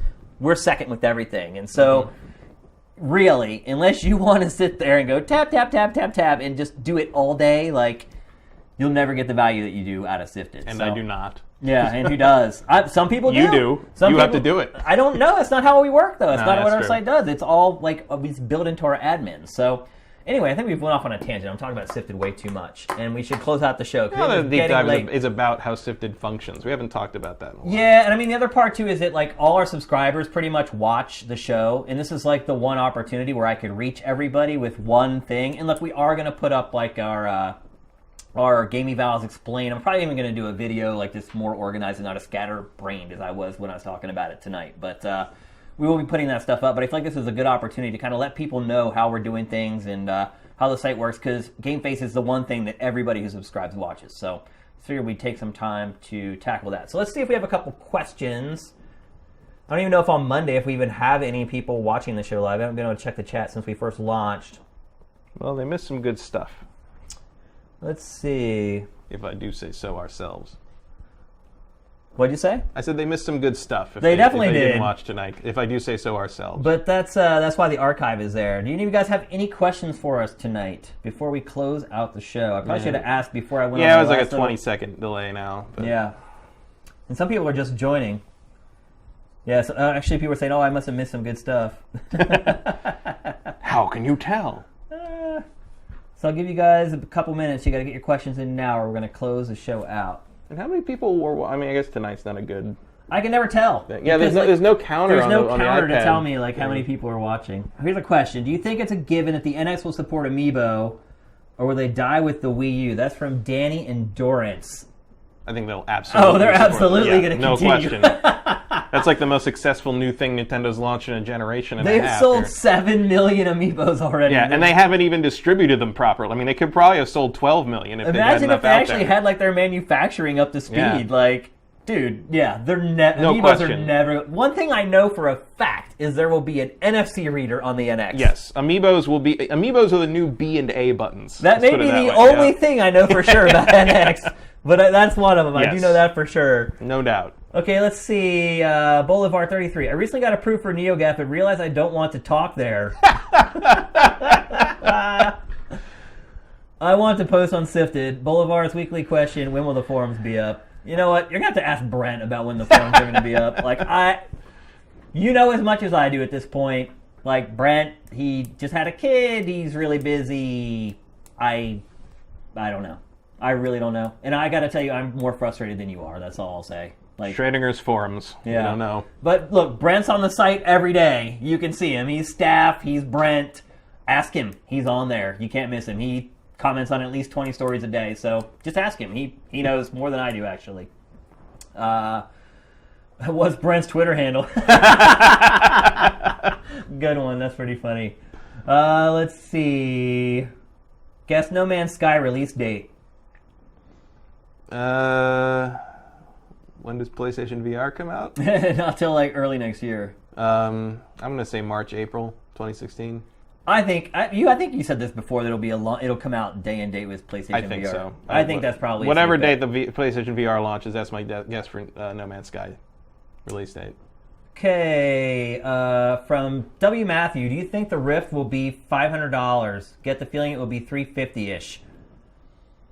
Rift, they said at least $300. Yeah, at least says probably $400, but maybe $350. I'm thinking $400. I think you can get away with saying at least and tack on another $100 before people like have a mutiny. Yeah, But that's about it. That's pushing it. yeah. I think it'll be $400. 400 sounds, $399 US. Yeah. I still think that's too much, personally. Yeah. But I think that's about what it'll be. I wouldn't be surprised if they wanted it to be $349. Yeah. But I don't know if they're gonna get there. I mean, I don't know what's determining the price on this. Probably the cost of just the parts manufactured. Yeah. But yeah, 400 is probably where I'd bet.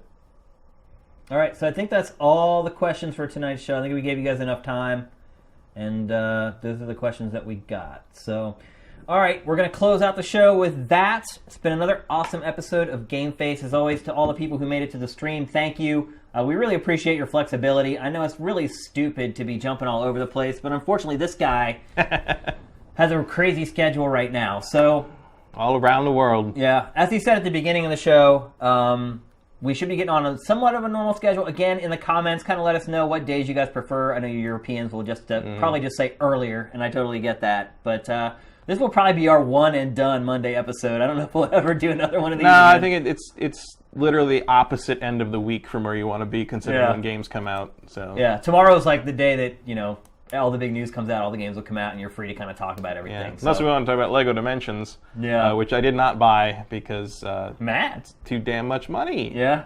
It's it's getting good reviews, but the $35 or whatever level packs, apparently you can finish them in an hour. I mean, it's I think That's tough. Well, we'll probably talk about it next week. yeah. Because maybe I'll have you review it. This is on the way here right now, so right. if you're into it. I don't know when You want to play it, so I do want to play it. I'll let you do it for free. You won't have to pay for it, so It's a good deal. there you go.